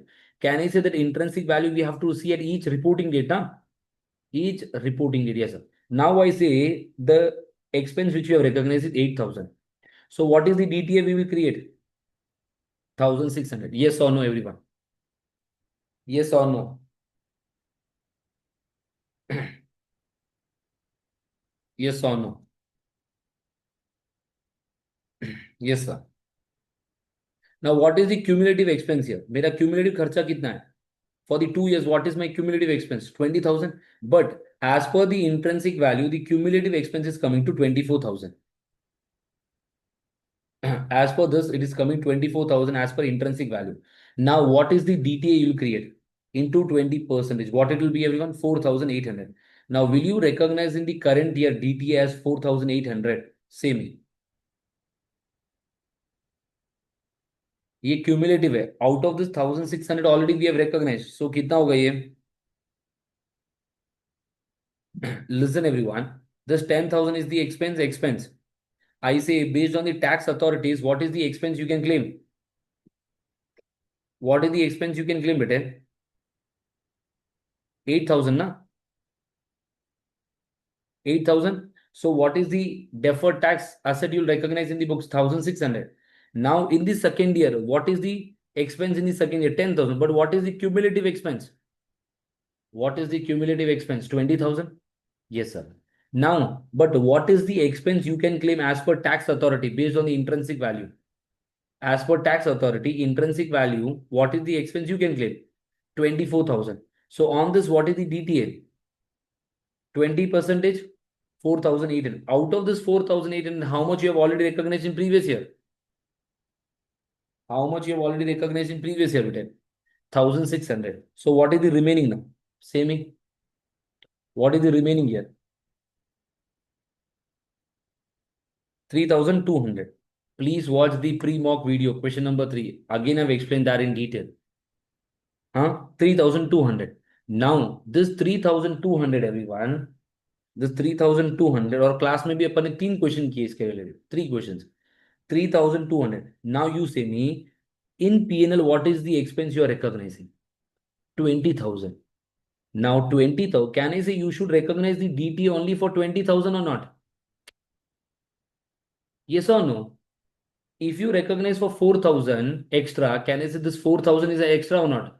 Matching principle. What is the expense you have recognized cumulatively? 20,000. So for the 20,000 only, what should you recognize? Deferred tax asset. Yes, sir. Sir, for this remaining 4,000 into 20, where we will recognize this? Anyone? Where will you recognize this excess deferred tax asset? In P&L only you have recognized what? 20,000. This excess you will recognize in equity, bete. You will recognize in equity. You will recognize this in what? Equity. Yes, sir. So see here now. So carrying amount of the share-based payment expense, tax basis based on the intrinsic value, it creates a DTA. If the amount of the tax deduction, exceed, okay, the amount of tax deduction was exceeding the amount of the cumulative expense. So this indicates the tax deduction also relates to equity. ये जो भी excess है ना 4,000 का, this deferred tax we should recognize in equity, everyone. We should recognize in equity. Yes, sir. Excess is recognized in equity. Simple. So we are done question number 1. Question number 2. Any question number 3 आपका homework था?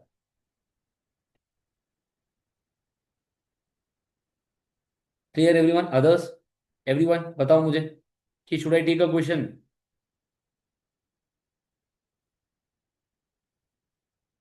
चलो चलो चलो, बताओ बताओ, क्या करें?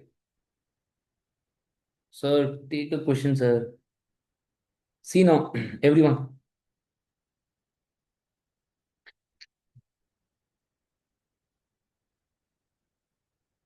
यही लेता हूं मैं। On 1st June 2005, F grants 60,000 share option to one of its employees. At the grant date, the fair value of the option was $4. The share option was 2 years. So 2 years, we'll do the IFRS 2 accounting. On 1st June 2007, tax allowance arises when the options are exercised and the tax allowance is based on the option's intrinsic value at the exercise date. The intrinsic value are given better. Yes, sir. Now show the deferred time. As per IFRS 2, how do we do the accounting? One employee, so 16,000 into 1 into what is the fair value of the option? $4 into 1 by 2. So 32,000 is the expense for the first year, bete. 32,000 is the expense for the first year or not? For the 2 years, what will be the expense? For the 2 years, what will be the expense? 64,000. So first year, what is the expense we have recognized? 32. Now coming at the year end, bete. At the year end, this is the journal entry we record in the books. Now coming to IAS 12. What is the carrying amount? The zero. What is the tax base? 16,000 into what is the intrinsic value on that date? 2.25. 2.25 into what? 1 divided by 2. So how much is this? 18,000. So what is the temporary difference you're getting? What is the deductible temporary difference you're getting better? 18,000. Now 18,000, apply this 30 percentage, 5,400. Now see what is the expense you have recognized in books. Your expense is 32,000, but as per tax authority, what is it? 18,000. Is this excess? Is this 18,000 excess of 32,000? No. So will equity come into picture? Will equity come into picture? Will equity come into picture? Nine, nine, nine, nine, nine, nine, nine, nine, nine, nine. No. Now see next year. What is the next year expense, beta? 32,000, 32,000. Now what is the carrying amount of the tax? See, zero. 60,000 into 4.50 into 2 by 2, 72,000. Now 72,000 into 30 percentage, if you do, you get 21,600. Am I right? And what is the value we have already recognized in the previous year? कितने का खर्चा recognize किया अपन ने previous year में? 5,400 already we have recognized na deferred tax asset in the first year. Till year it is clear or not? First of all, say me. 72,000 is the total cumulative 30 percentage 21,600 minus 5,400. Sanjana beta clear hai ki nahi? 5,400. Then what is the current year? 16,200. Current year. Now the 16,200 will you directly take to P&L? One more step is there. What is that one more step? What should we check? What should we check? Equity part. Abhi batao. What is the expense as per tax authority? Tax authority is saying 72,000. But how much did we record in the books? 64,000. If you have recorded 64,000 as an expense in the P&L, can I say deferred tax also should be recognized for 64,000 or not? 64,000 is an expense in the P&L. Relating to that only deferred tax should be recognized. Na? So, yes. So now see what is the excess here? कितने का excess है ये? What is the excess? 8,000? 8,000. Now this 8,000 is in the current year, na excess. So 8,000, what is the 30%? 2,400. So out of 16,200, 2,400 where we will recognize. 2,400 we will recognize in equity. And the remaining will be how much बेटे? अगर आप remaining देखोगे तो कितना होगा ये? 13,800 we will recognize in P&L.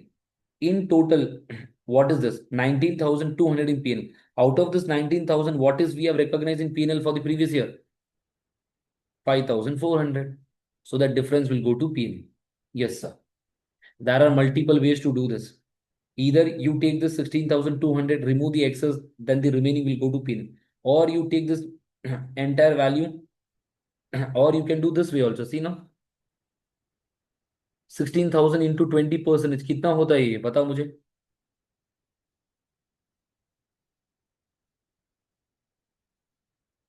12,800. Yes. Yes, sir. You can do this way also. But abhi itna complicate ka, no need to see this method. You have understood with the one method, it's sufficient better. It's sufficient that you have understood one method. I hope this is clear to everyone, each and everyone. Question is there in your pre-mock, please solve it. 25 mark question. Yes, sir. Now, can I say everyone, deferred tax asset? This deferred tax asset, is this deferred tax asset consistent with conceptual framework? Is this deferred tax consistent with conceptual framework?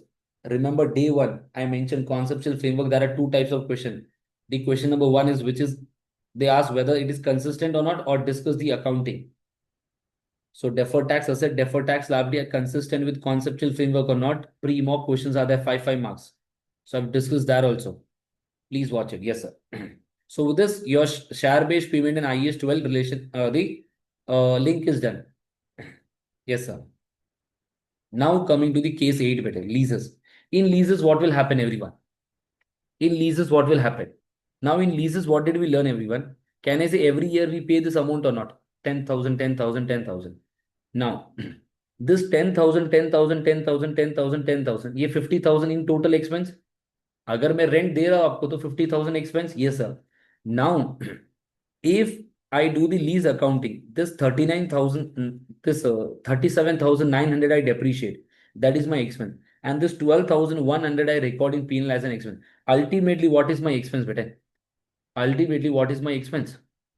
50,000 only, na?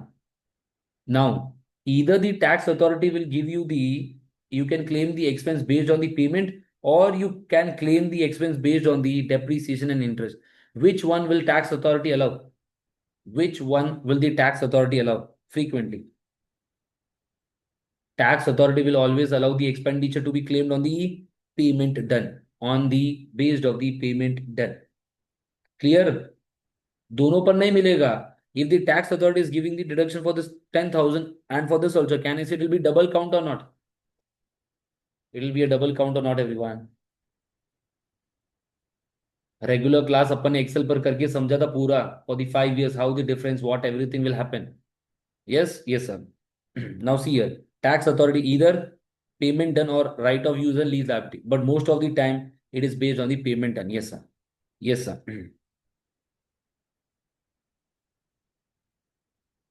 Now see the transaction resulting in equal assets and liabilities. Can I see here equal assets and liabilities are there or not? On one side ROU is there, on one side lease liabilities there na. So ROU is the carrying amount, we compare with the tax base. Will there be any tax base? बताओ मुझे. Will there be any tax base for ROU? Nil, zero होगा tax base. So see here, let us start with the question. You'll understand. Question number 2 है. Question number 3 भी किया था अपन ने. But let me take question number 2 only. Y has a reporting date of 31st December 2000 X1. On that date, it enters into a lease agreement to hire a machine. On 31st December 2000 X1, Y paid initial direct cost of 0.2 and made an advance lease payment of $1 million. The present value of the lease payment still to be made is 8 million. It's after the payment. Then tax relief is given on the lease payment, not and the cost as they have incurred. Today we have incurred this, we get the benefit. It has been ascertained that the tax relief granted in relation to lease liability, tax rate is 20%.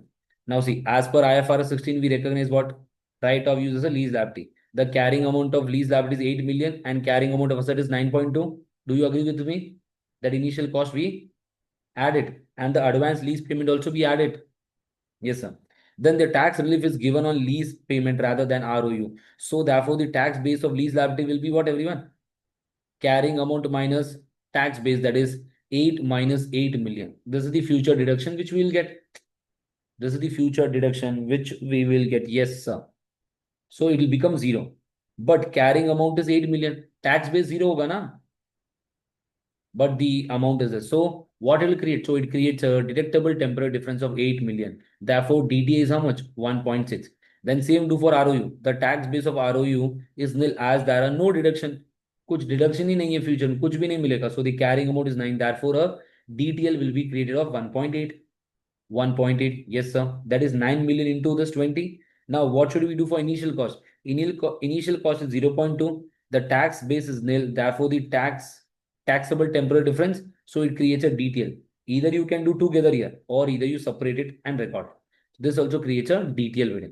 So on the same date, we have a DTA. On the same date, we have a DTL. So what we will do? Can I say we will net it off and record it in the books? We will net it and record in the books. And at the balance sheet date, every year you have to compare the carrying amount and then see the difference. This is about your case number 8 regarding leases. Yes, sir. One past paper is the ZTech company, ZTech. एक बार कर लेना वो. Yes, sir. So see now, with this, your all the cases are done, everyone.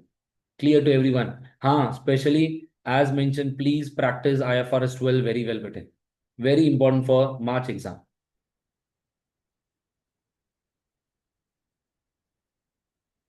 Then it will get offset beta 0 hoga na. If you will record the journal entry, you will record the journal entry, yes or no? It will be 0. Net में 0 ही तो होगा. Yes, sir. So this is about recognition. How many of you have covered the recognition part? ये जो recognition का definition, how many of you have covered this? बताओ मुझे.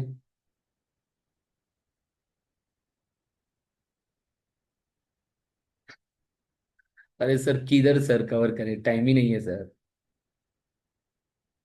Have a reference once, huh? See now, a deferred tax liability is recorded for taxable temporary difference unless initial recognition of goodwill in a business combination. Whenever we initially recognize the goodwill, do we create any DTA, DTL? No, Papa. Initial recognition of assets and liabilities in a transaction which is not a business combination. Can I say business combination with the DTA, DTL आएगा कि नहीं? Because of that fair value. Now, just we have done. It is initial recognition of asset and liability. It should not be a business combination. It should be a normal transaction and which does not affect either accounting or taxable profit. If I purchase a asset today, everyone, can I say my carrying amount and tax base will be same or not on the day one? Carrying amount and the tax base will be same or not? Yes. Why? Because it's not affecting your taxable profit or accounting profit. Yes, sir. Then deferred tax asset is recognized for all deductible temporary difference when profits are there in future. Which profits? Taxable profits. Initial recognition of asset or liability in a transaction which is not a business combination and which does not affect accounting profit or taxable profit and does not result in equal taxable and deductible temporary difference. It should not result in what? Equal taxable and deductible temporary difference. But can I say in ROU and lease liability, equal taxable, equal DTA and DTL is coming or not? DTA, DTL will come into picture or not? The same amount. Yes, sir. Yes. So this part is done. So this case is also done. ये भी था. Yeah, these are the list of the past papers everywhere. ये देखो जो cat question में है. Unused, unused, unused. Yes or no, everyone? You can see or not? Unused tax losses, then lease and deferred tax, then consideration. See again here, your specimen exam, then unused, unused again. कितने सारे questions हैं?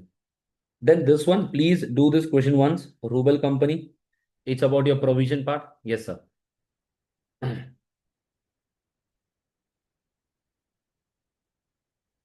Clear? Yes, sir. Now I want to discuss this one point, everyone. Investment in subsidiary and other cases. Yes, I want to discuss this.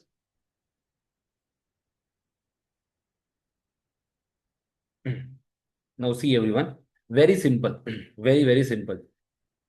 I've already discussed in pre-mock also, and you also know this. A common sense ka point hai. Now see, everyone. This is A Limited. Let me take an example. It's Geo Limited. No, no, no, Reliance Limited, Geo Limited. Can I say, everyone? Reliance Limited has 70% profit in which company? A 70% holding in Geo Limited. Now this Geo Limited will make profits or not, everyone? Now this profit, can I say, will be given to Reliance or not? It's a single entity. The profits will be given. Yes, sir. Now, everyone, if the profits are given, can I say this profit should be taxed or not? This profit should be taxed or not? Yes, sir. This should be taxed. Now a problem comes here. So what is the problem? So now, if Reliance Limited is that they have invested, when they prepare CFS, the profit will be more. Should be taxed. Now, everyone. Now, Now, everyone, when will you tax? What will tax authority say? Tax authority will say that we will tax once you receive what? Tax authority will never believe in the concept of consolidation, but what they will say? Once you receive the dividend, we will tax you. Yes or no? Tax authority will say that once you receive the dividend or once you receive the profit, we will tax you. Yes, sir. Now, everyone, now, किसके पास power है? Who has the power to control the business? Reliance company is invested in Geo company. Tax authority is saying that okay, Geo company has profit that belongs to you. We will not tax you today. अरे पैसा मिला नहीं आपको. Tax authority will say once you receive in future the dividend, we will tax you. Now, can I say Reliance company के पास power है कि नहीं to determine whether dividend will be issued or not? Reliance company, can I say Reliance company will take the decision or not in this company whether dividend should be given or not? Say me. Yes. Now Reliance company is saying that we will not issue dividend. Reliance company today is saying we will not give dividend only. Kai ko de dividend. If we give dividend, then we have to pay tax.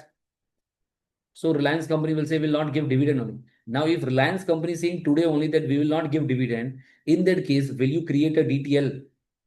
Reliance company saying that I have the power, मेरे पास power है, I can control, I can take the decision. In that case, do we create a DTL?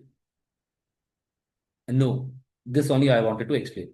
This is when you have done investment in what? If you have done investment in a subsidiary. If I've done an investment in subsidiary, can I say I have control? If I do investment in associate, everyone. If I do investment in associate, can I control it? If I do investment in associate, can I control? Nahi, Baba. In that case, should I create a DTL or not? Should I create a DTL or not? Yes. Others, I hope you're able to understand. Only three are responding. Important है, pre mock में है. This is common sense point. ये कुछ नया नहीं है कि sir out of the box है. इसको आउट ऑफ द बॉक्स मत बोलना. Now everyone, I say that Reliance limited, Jio limited, I have 30%. Can I say I have to create or not a detail on the dividend which I'll receive or the profits? I'll record na share of associate profit. Share of associate profit. On that I have to calculate detail or not? Yes, sir. करना पड़ेगा.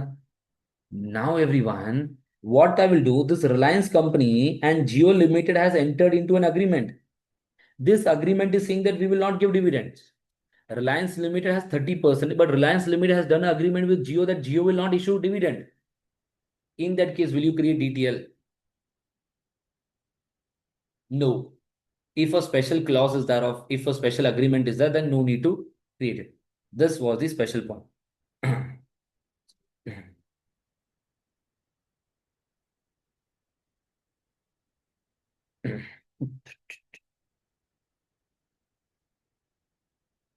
ये very rare है that it comes, but recently the examiner has tested this 2 to 3 times. That is the reason I've discussed it. तो देखो एक बार.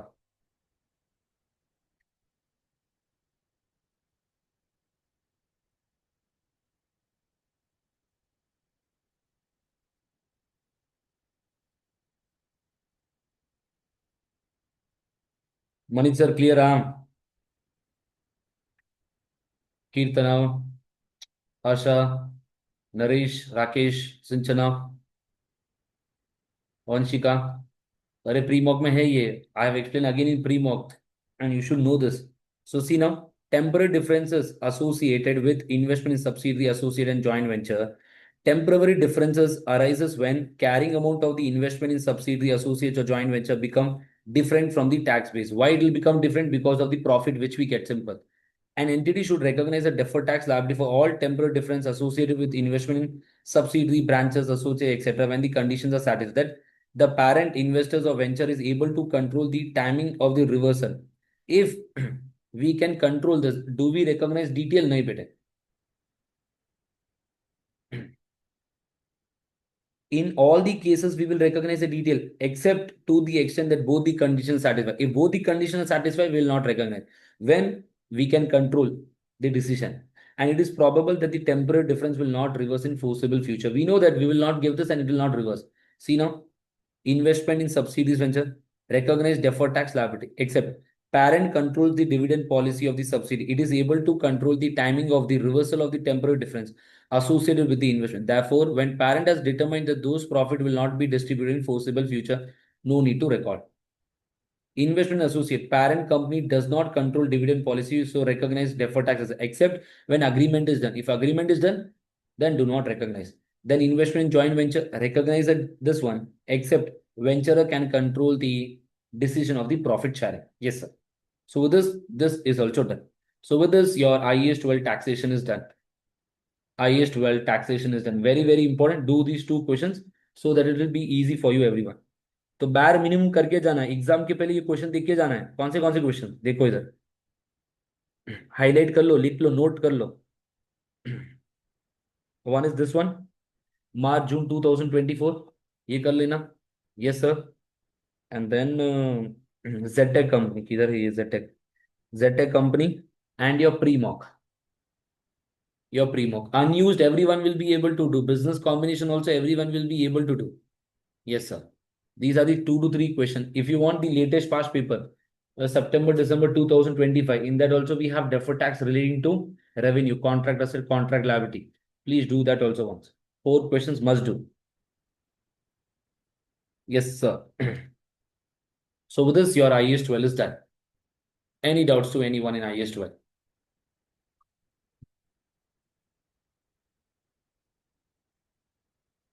I hope I have taken questions also, so it should be easy for you. कोई revision marathon में questions भी करवाते क्या इतना detail में? हाँ, लिया है करके, अच्छे से करके जाना है. It's very important. Did I mention that I'll be discussing IFRS 13 also, everyone? Did I mention that? Yes. Chalo, then let us revise this also. Very important again.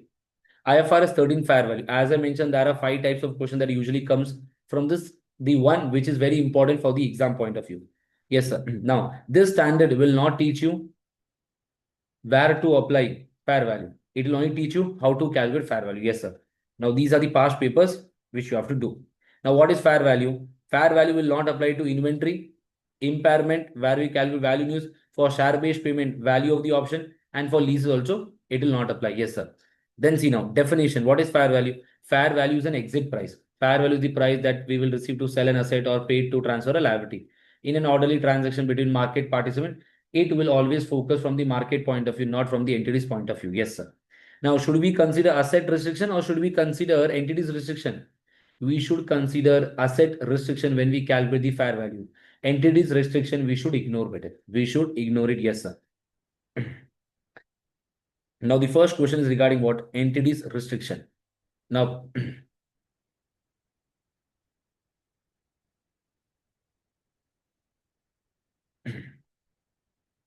so please see this question, everyone.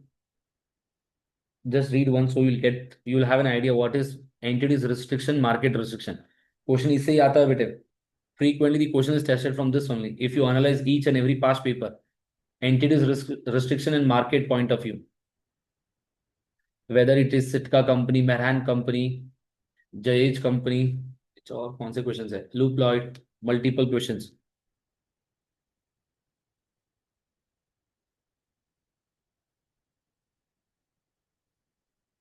The entity saying that there is a company's policy that we will not sell the land for 5 years. But is this the market condition? If you have a same land, whenever I want, I can sell. It's the company's restriction. Company's restriction will not be considered. Yes, sir. Simple. Now coming to the market, there are 2 types of market: principal market, most advantageous market. The first preference should be given to principal market. If principal market is not available, then we do what? Most advantageous market. Yes, sir. A very good question is what? African. The same basic question we have done in the class also. So fair value कैसे होगा calculate? Price of the asset or liability less the transportation cost, not transaction. Transaction is an entity specific. Sir, when we decide most advantageous market, first we have to decide which will give us the maximum benefit. In that case, we consider transportation and transaction. Yes, sir. दोनों consider करेंगे. Yes, sir. Then step number 2 is calculate the fair value. Calculate what? The fair value. So price of the assets or liabilities less the transportation cost. Then after that, once you identify the market which provides the highest benefit, then calculate the fair value. Yes, sir. With this, the market part is done. Now, this is the same question which is there regarding your African and in your study hub, Yanong company, same equation. Then hierarchy. Sir, whenever we calculate the fair value, so we have to follow the hierarchy, the input which we take. So that is level 1, level 2, level 3. The priority should always be given to level 1. Level 1 is what? Observable inputs. Use this key term in the exam. That whenever we calculate the fair value, we consider the observable inputs. Observable input means what? The data which is available in the market. If I want to calculate the fair value of Reliance share price, it is listed. I'll take that. That is what? Observable inputs. Sir, level 2, if the company is not listed, so what we do? We consider a similar company and we adjust it and we calculate the share price. In that case, also we are considering the market value and we are doing some adjustments. Yes, sir. So that is also not available. Then level 3, that is what? The present value concept. Discount it and calculate the value. Simple. Now, question number 3 is regarding hierarchy. Yes, sir. Then coming to non-financial asset, multiple questions are there. Whenever a question comes, write down technical. As per IFRS 13, fair value for highest for non-financial asset should be based on highest and best use. So highest and best use means what? Physically possible. It should be possible. Legally permissible, not legally permitted. Let's say I have a building and I have a building nearby. There are multiple factories. Can I say I also can create a factory or not? If they have got the permission, I also will get the permission. Then financially feasible. It should be financially feasible. You should have some benefit. Yes, sir.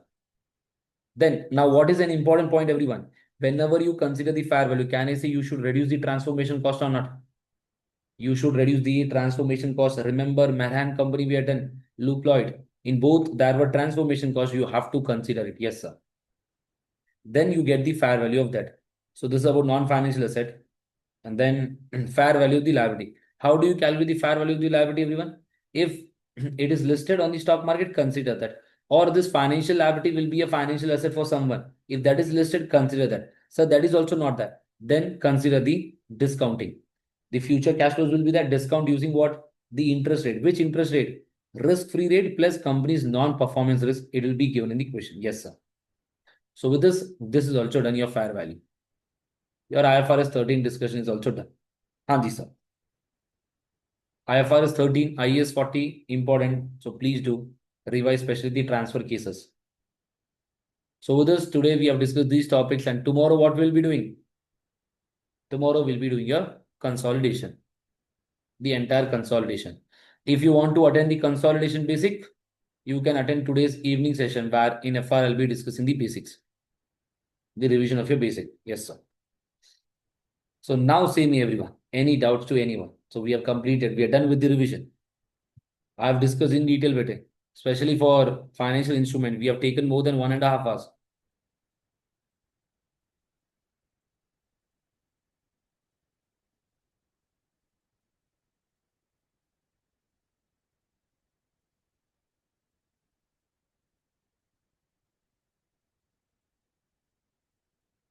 Any doubts, anyone? अरे sir डर लग रहा है sir, exam next week में exam है sir. किसको किसको डर लग रहा है? अरे यार, एक टीम को मैंने 2 बार मैसेज किया है. अरे बाप रे. Okay then, so let us end the session and then let us have, अगर आपको बात करना है आप कर सकते हैं. So I hope this revision session was helpful everyone. If you are watching the recording, so please do like the video, subscribe, please do share with your friends so that it will be helpful for them also. So with us, bye bye, have a good day, signing off, radhe radhe to everyone, and all the best for your exam. If you have any doubts, any queries, you can message me, no issues in that.